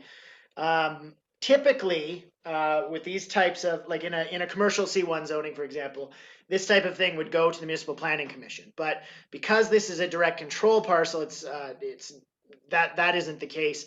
And we felt that given what's listed for murals in the land use bylaw, the appropriate thing to do is to defer to council directly rather than to rely on administration to simply approve something like this, which is the way that other applications within the zoning are handled. So we thought it's a good opportunity to take this to council, and that's ultimately what we're going to do here. So the proposed design, so we've attached it to the report, a digital version of the design, and we've asked Jared Garrick from Rovu Developments and Creative Agency to join us. I had a chance to meet with Jared specifically to talk about this, as well as potentially the Wally's wall down the street there, and with respect to some of the work his agency does. And the tenants of the building have indicated really throughout their discussion with town administration since identifying wanting to come into this market that it's really their intention to incorporate themselves in the community through various means. And ultimately, their name, Boxcar Bud Supply, is a reference to the transportation of agricultural goods through the railway and tying into Coaldale's historical roots that way. And the design they've provided, and I believe Lana has a picture of it there, it's intended to tie elements of the town together in that piece. So it's prominently featuring a railway, an owl, and wetlands, actually. And the proposed location, currently it's in a reasonable state of repair, sort of a uniform beige color. Doesn't face onto the street or onto Main Street, but would be visible both from the secondary laneway as well as being visible to passing traffic eastbound on Highway 3. So Really, the purpose of the meeting is for council to consider if the design is appropriate, the location is suitable, and Jared from Rovu Development Creative Agency can answer specific questions relating to their style or other works they've done in the area, or the types of paint that they use, and the quality that they put into these types of projects. Jared does have experience doing these types of things in Lethbridge, as well as for clients throughout the region. And I just want to note the broader development with respect to Boxcar Bud Supply, with the specifics of that development permit, still something that's in process. But again, because this is really something that needs to happen in August, we felt that it was appropriate to get this on the council agenda now, so that council can consider it in light of the short season for getting this type of thing done. So with that, I'll pass it back to council and open the floor as well to our proponents here as well. I guess since Jared and Chase have been so generous of their time, I hate for them not to have a moment to speak to their proposal. So I'll open the floor to either of you two gentlemen, and I think it's a beautiful rendition, but go ahead, either Jared or Chase.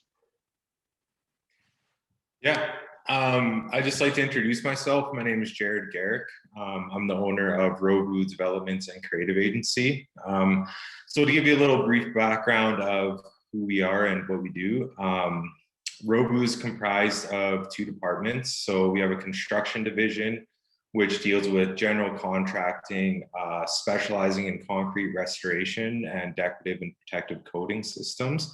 And then our other department specializes in art.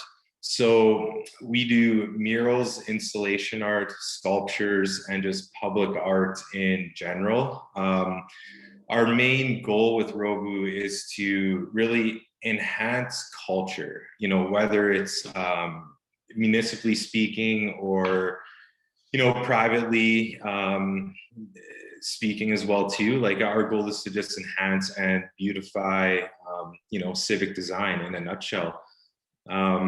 Currently, we have a mural we just started today with the city of Lethbridge on 5th Street South. It's located in the back alley. So you guys are more than welcome to come say hi if you want to come check it out, or at least see the progress that is involved with that. And that city, or that project particularly, is involved with the City of Lethbridge pilot program for murals. So yeah, in a nutshell, that's kind of what we do. Our main goal is to make cities beautiful, really, with art that ties into the history of a community or what the community represents, and also to create positivity in these communities. Art is a big mental health, it improves people's mental health. You drive down the street and you see a beautiful mural, beautiful art piece, it tends to make you happy. More curious on then to what sort of business is in that building, and it just gets the ball rolling. It's inspirational, and that's what we strive to do. So that's kind of Rovu in a nutshell. Thank you, Jared. You bet. Okay, is there any questions of council through to the presenters? Councilor Chapman? Thank you, Worship. More of a comment and a question. I think my comment would be that I would hope that there wouldn't be any really specific advertising wording that would go with this mural, that it would be the mural as outlined and speaking in favor of the concept that you're proposing there.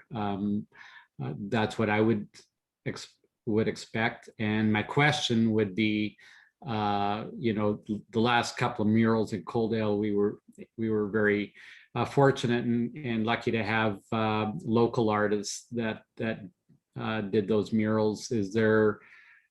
Have we considered any local people to consider this project as well?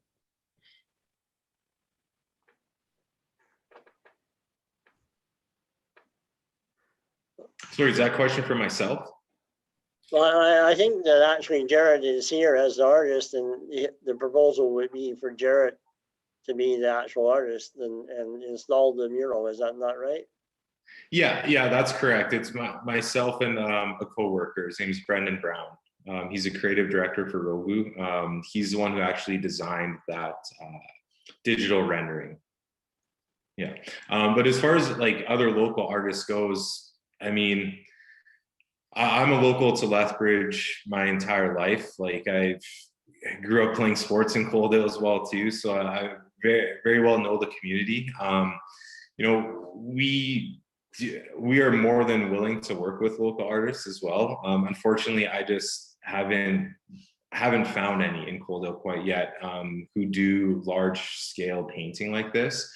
I can definitely, you know, reach out to if you guys have any connections that I could really go off of, or do some more due diligence on my end to, you know, I could maybe post an ad or something like that and see kind of what comes back. If people are interested, we could kind of turn it into a mentorship program as well too, because the certain scale that you're working with and the certain spray paint that we use, you have to know what you're doing, to be quite honest. You know, it is paint, so you can always paint over it, but there is, you know, in the window of August, we don't want to run into weather issues. Even if there's a gust of wind one day, we'd probably have to shut down for that day as well too. But yeah, we're more than willing to work with local artists as well. And, you know, if they're not quite there yet in experience, and we could offer that to them to teach them, you know, and develop their skills as well. If I may just quickly jump in there, Mayor Craig, I think one of the differences here versus some other projects of a similar nature. I mean, this is a project that's privately funded. You know, Chase and his group have worked with Jared and their group before. They're engaging it. It's their design. Certainly, they've provided us with a design that provides historical links to Coaldale, but this is not a project that the town is undertaking. It is not a project where we're doing, you know, a substantial amount of, say, public feedback or public design, or where the town is paying, for a substantial portion of the bill. So, you know, for that reason, I think, you know, the consideration of the local artists and things like that is probably, you know, beyond the purview of what we're talking about here a little bit. Councillor Simpson, and then Councillor Holmes. Thank you, Worship. I have to say, I love the design. You did a very good job of it. It caught my eye right away and I fell in love with it right away. So with that, I'm going to make a motion to approve the proposed design and location of the mural for 908 18th Street. Okay, thank you. Councillor Holmes, you had your hand up for a question or anything? No, I was just going to say exactly the same thing. When I saw it, it just caught my eye and I fell in love with it as well. And I'm certainly going to support Councillor Simpson's motion. Okay, we have the motion. Any other discussion? Councillor Avery? Thank you, Worship. I guess the question that Councillor Chapman asked that wasn't answered, is there going to be the mural as is, or is there going to be a big company writing 6 feet across that mural? Oh, the mural will be as is. Typically, it kind of standard mural aerosol spray paint application is that the artist does sign their name at the bottom corner, just to kind of, you know, represent and show that, you know, we did the work. You know, we're not like, we would love to do that, but if the town doesn't approve of something like that, like, then we're fine without it as well. Like, we're just happy to be able to provide the town with this art, really. Just a point of clarification there. So the requirements of the bylaw, even with respect to the writing of a name on a mural, is limited to 10% of the size of the mural or 100 square feet, whichever is less.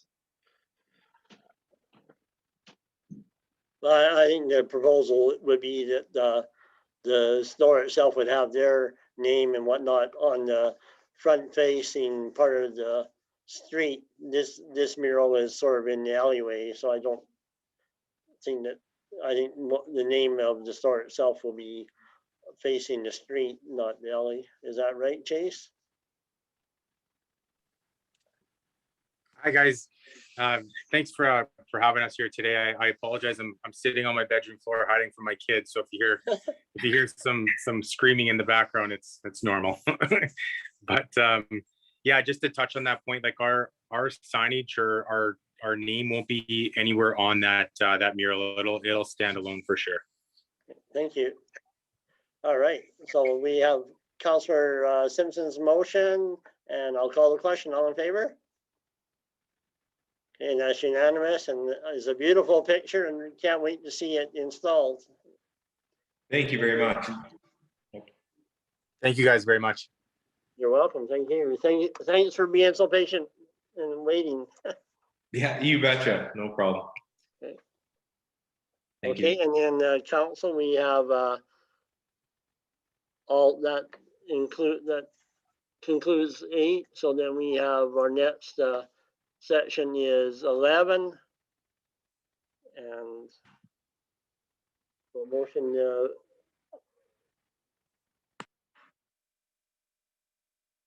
Well, I guess Councillor Simpson. I'll make a motion to receive that for information. Councillor Avery, were you? Yeah, I was just going to mention that I can't vote in favor of putting this into correspondence because yes, we've seen them, but to just say that the letters came in again without the public being able to read them. So I will be voting against this motion. Thank you. Okay, any other discussion? Okay, I'll call the question. All in favor? Okay, we have Councillor Lloyd, myself, Simpson, Pauls, and Chapman in favor and opposed. Councillor Holman Avery, thank you very much. And then we have item 12.1, Big Brothers, Big Sisters, information on their mentorship program.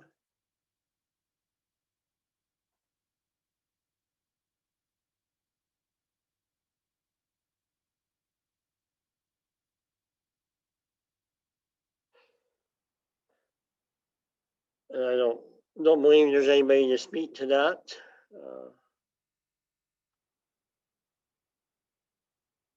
So is it just a motion to receive that? You know, I think it's something worthy of our support. And I'll move for to receive for information. okay, thank you. Any discussion? Call the question. All in favor? Okay, and that's unanimous. Thank you very much. And so we're done the public portion. So to go into closed meeting, would it suffice the wording? Do we have to change the wording of the motion to include Councillor Holmes' addition? Lennon, you know, or Yes, Mayor. Thank you. Yes.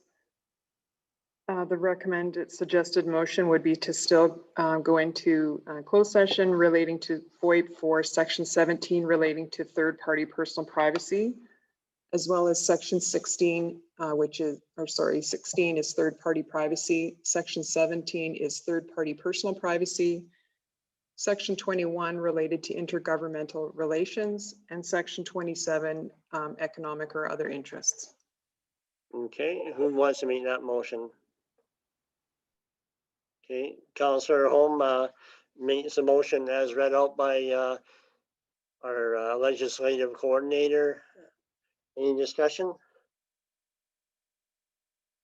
Councillor Lloyd? I thought we had decided that that these additions should have been done like 3 days ago for roundtable. Is that sort of what this is? Yeah, but we already approved the agenda, so your point's taken, but so the agenda is already, we amended the agenda, so to include it.